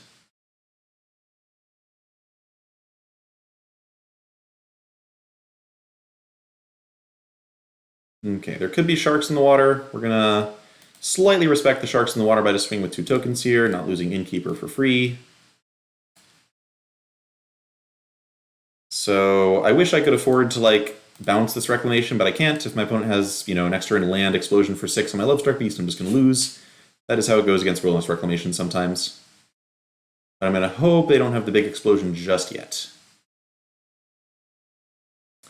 Ideally, next turn they do Storm's Wrath, and then I play Innkeeper and hit them, and it's great. Saint Vanilla, thanks for the follow. Okay, yep. So we're extra super dead to Explosion. Extra super dead to Explosion, and yeah, there's nothing we could do about this combo. I believe they have Explosion, we're just going to scoop to it. Well, actually, yeah, maybe it's a big shark. Maybe it's a big shark, chat. Maybe they're just making the biggest shark in the world. Yes, Wilderness Reclamation being, well, it's only 14 mana. They spent 18 mana this turn, but they only get to generate 14 mana. So it's kind of fair, right? Kind of fair. So the thing about it is, like, we still have a little bit of offense, and our opponent only has 7 cards in hand to our 6 once we draw this next card. Like, it might not actually be time to scoop yet. The problem is they get to just put an Uro in their graveyard and then cast it. Yeah, I'm going to scoop from here. I think we're not going to get through them. But that was the best possible Reclamation draw. Much more possible now they have Explore as well. Was taking out Fae of Wishes silly? I mean, the sad fact of it is you kind of saw in that game, like, even having Fae of Wishes, we would have not been able to do anything about that, because they literally killed us when we had 3 lands in play. So yeah, we should ban Wilderness Reclamation. I'm not saying that because I'm a Clover player, I'm saying that because it's I think it's just better than Fire's Invention. Like, obviously, Fires was like the center of a deck that people hated. But I think, well, I mean, A, Wilderness Reclamation is the center of a deck people hate. B, Fires at least had some restrictions. It forced you to play sort of an awkward-looking deck at sorcery speed. Wilderness Reclamation does the opposite, and it rewards you for doing things that are already good things to do. Yes, this is the matchup where we need an actual sideboard, and sadly we haven't got it. This hand's good, though. I like this hand. Early Lovestruck Beast plus a little bit of Disruption. Hat Life. We ran into Mono Blue once earlier while playing Esper Yorion, and we beat them very soundly with, well, we beat them so soundly in the first game that they scooped before we went to game 2. But yeah, not much. I think that's the only Mono Blue I've seen for a while. Wouldn't be surprised to see some more Blue Red, since Blue Red took second place at that tournament today. Yeah, Zweck Dog, no. I think I used to be scared of Fires with Clover, and then I gradually learned the matchup, and it got a little better, and it felt pretty comfortable for me by the end of that format, by the time it was actually banned.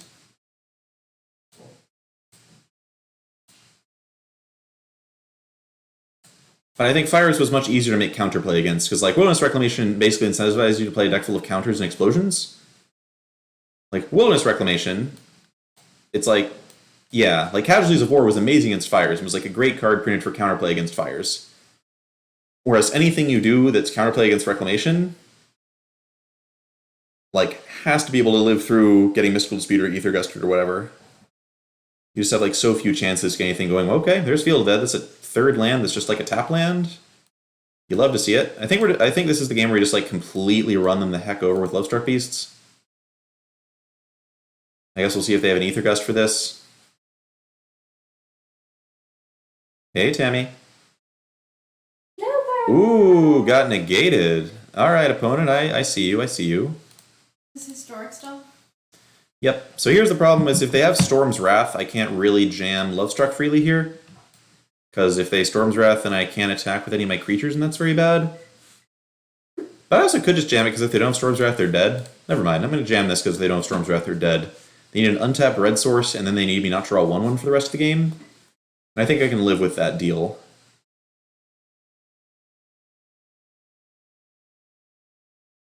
Since we still have 1/1s. Nope, they just died. Perfect end to the stream, chat. Perfect end. We just creamed Reclamation by drawing 2 Lovestruck Beasts. The ultimate combo. So sad that we lost a game in the numbers and then won a game and are now back in the percent still, but that's that. Still don't know what I'm playing at this Historic Open, though. We've got... I like Clover. I like Yorion. I think Yorion is probably a bit better if I tech it against Goblins some. Like if I cut some Disinformation Campaign and just play a little bit more removal. The problem is I expect the metagame to be pretty heavily split between like Goblins and Reclamation, and those are two decks that are hard to answer at the same time. Not sure what I want to do there. But I'll be thinking about it some more, and I'll definitely be streaming the Historic Open. I'm also streaming on Tuesday at 6 p.m., as I always do. So be sure to come in and check that out. Yeah, and of course, if you haven't followed the stream yet, and you want to see more kind of weird rogue decks being played in competitive formats with, some kind of balance between trying to ladder up all the time and trying to actually build unique, interesting things, drop that follow. Grab Logic, I feel like this might happen to you a lot. I always pretty much wrap up around 9 p.m. Pacific unless it's a special night for streaming longer, and this is not that. So, but I hope you're able to catch more the next one. And I'm just going to go look for someone to raid. And Tammy just got here and has a margarita, is it? And has a margarita, so she's not going to be able to find us someone to raid. But if you hold on, I can... No! Okay. Who's... Well, I mean, I just didn't think you had Twitch open, because I thought you were just relaxing and watching with your margarita. No, she does have Twitch open, chat. Oh, Sidetracks. All right, so Sidetrack raided us earlier, so I'm going to get to do the rare thing and raid somebody who raided me. So let's go watch Sidetrack. Kaspad also plays some rogue decks in Historic. And we're going to be heading over there in 3, 2, 1. Thanks, everybody, for showing up. Take care. Have a good night.